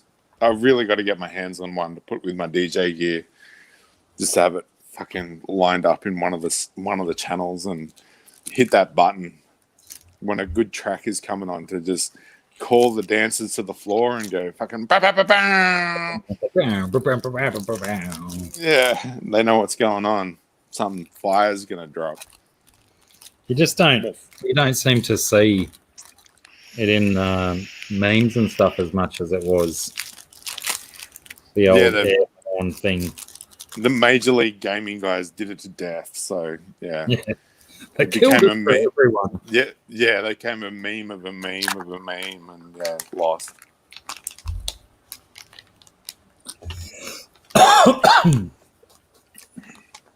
So I saw your pictures of your baked ham. Yeah, it was delicious. First time you've ever done a baked ham? First time I've ever had one. My sister did it. Yeah. Oh, I thought you were claiming it as your own. No, my sister did it for me. So Yeah. Kudos to your sister. It looked fantastic. Yeah, it was fucking wild. But does she do the what do you call them? Capers in the skin and stuff? She stuck cloves in there, so it was Cloves, cloves that's what and marmalade. Yeah. The marmalade I can get down with, but I just don't understand why you mess around with the cloves. Yeah, it didn't add much flavour. It was a bit of a waste of time. And she had to finger it before we could eat it to get all the cloves out. She didn't want us munching on a clove. Yeah, well, who wants to eat those things? Disgusting. Yeah, they're Well, a bit they intense. doing that. Yeah, I mean, it looked delicious, but yeah, I had my suspicions that there was the cloves jammed into the skin. Yeah. It's one of those things that I don't understand, like roast lamb. People are under the impression that you must do roast lamb with rosemary, Yeah. and then serve it with mint sauce. Yeah. Mint What? jelly. Madness, as if you You know. don't like it? No, I don't like rosemary. Full stop. Yeah, And, right. I love the shit. I just don't understand why you need to put a minty flavour with a nice salty lamb flavour. Yeah.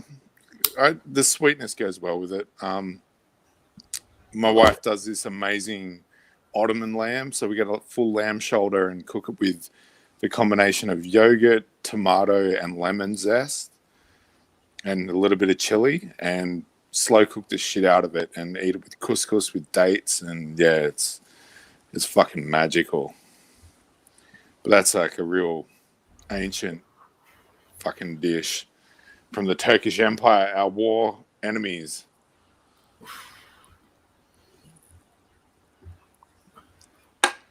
We should honor our enemies. Oh, I got a movie you need to watch. 1917. I watched it yesterday. It was fucking awesome. Yeah, but is it free on? It's not free on Prime yet, is it? It's still a rental. It was free on Foxtel. Yeah. Free on Foxtel that you pay for. So that's an oxymoron, isn't it? Really? Yeah. Sorry. Yeah. one continuous shot, the whole movie. They just I heard that. They knocked it out of the park. Done. Yeah. Amazing. Really good story, and really good to see World War One, the Great War, shown in full detail, and the level of technology they had. Really is a mystical environment because of how limited everything was, rather than being just super deadly and specced up.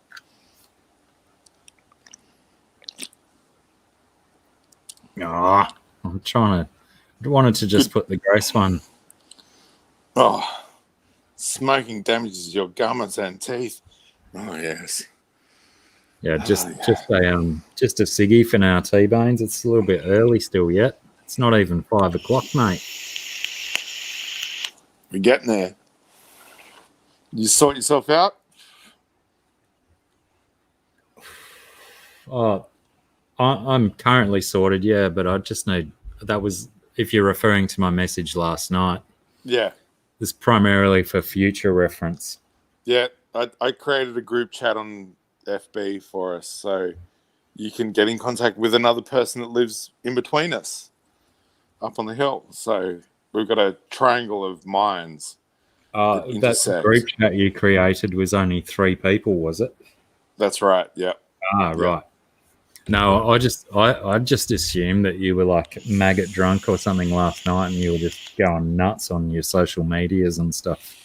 No. I was doing very specific things to organize a meeting of the minds between us 3 people, because we all share a common ground and common interests, and we should all know each other.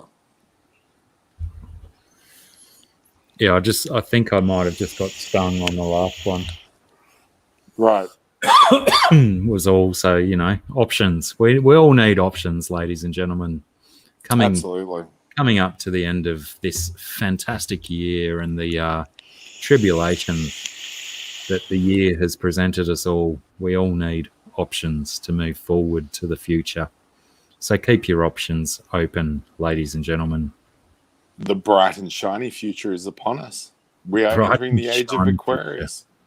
Witness me, all shiny and chrome. And yeah, it's, you know, our future is only what we make it. We can only take what we've learnt and move forwards. Those that That's dwell, right. dwell in the past, and ye shall be forgotten. Oh, such a harsh thing, but it's a good motivator.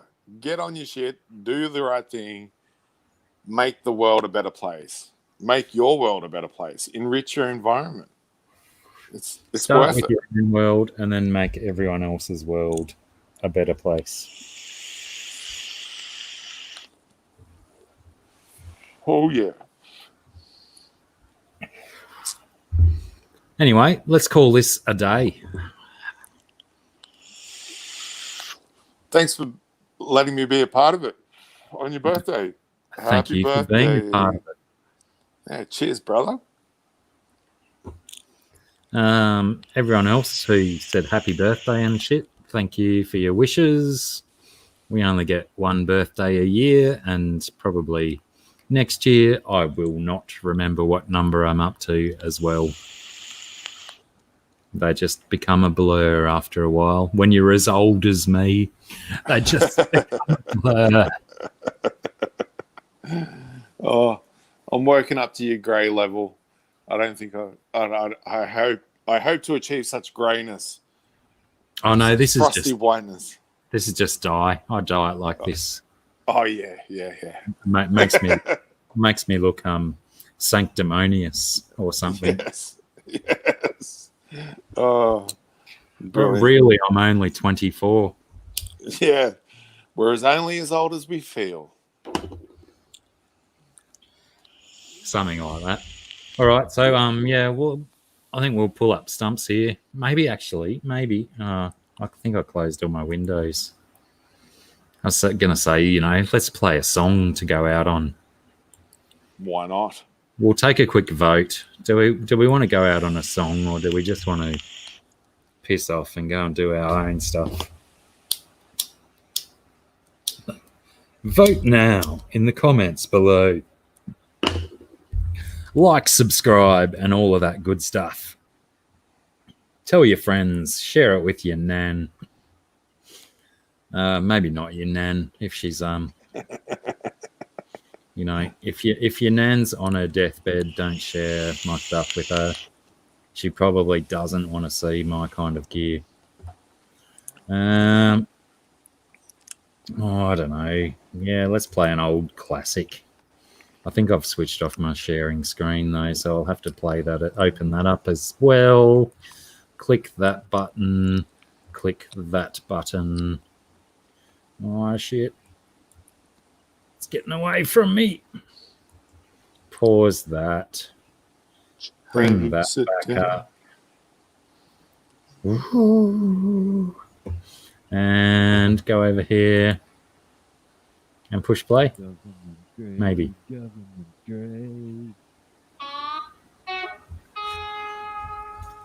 Thanks for watching, everybody.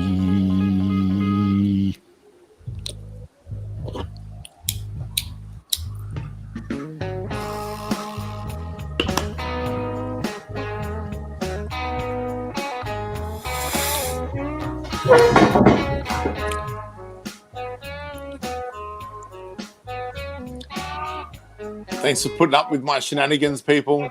Lashes, fish nets, and the high game. He was well known across the sea. Cleopatra wigs and shining shoes. It was clear she saw what she did to you.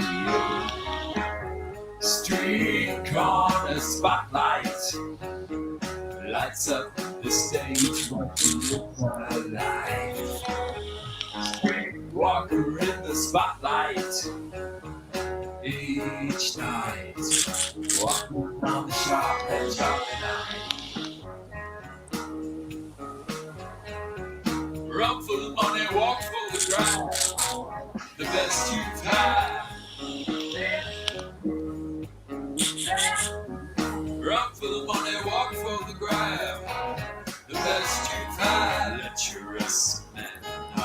ask her out to most of them.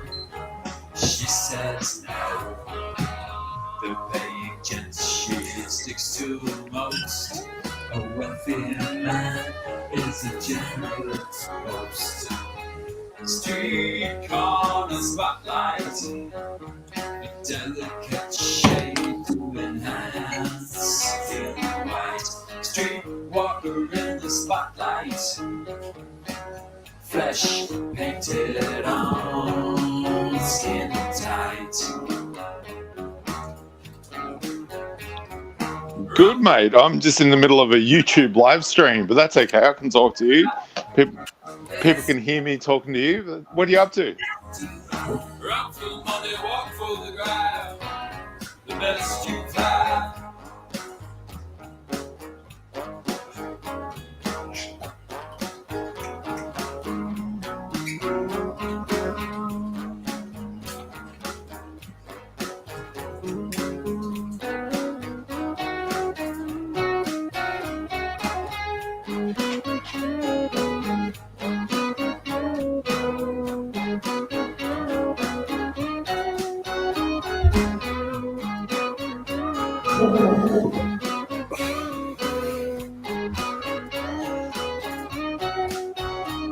She's jumping, she's grabbing, she's keeping up the game. She's backward and forwards, in and out the same. With suits on and shirts on, money makes your name.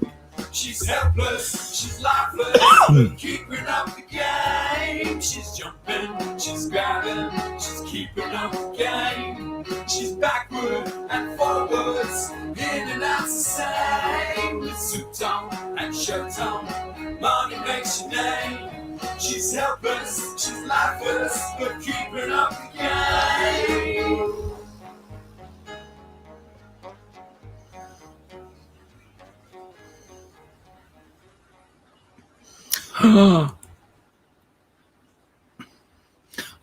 Thanks a bunch, everyone, for hanging around. Happy New Year to everyone. Most importantly, it is a new year.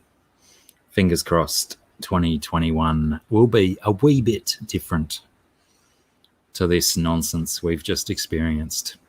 Take care, look after yourselves and each other, and I'll see you when Bye, I'm everyone. looking at you.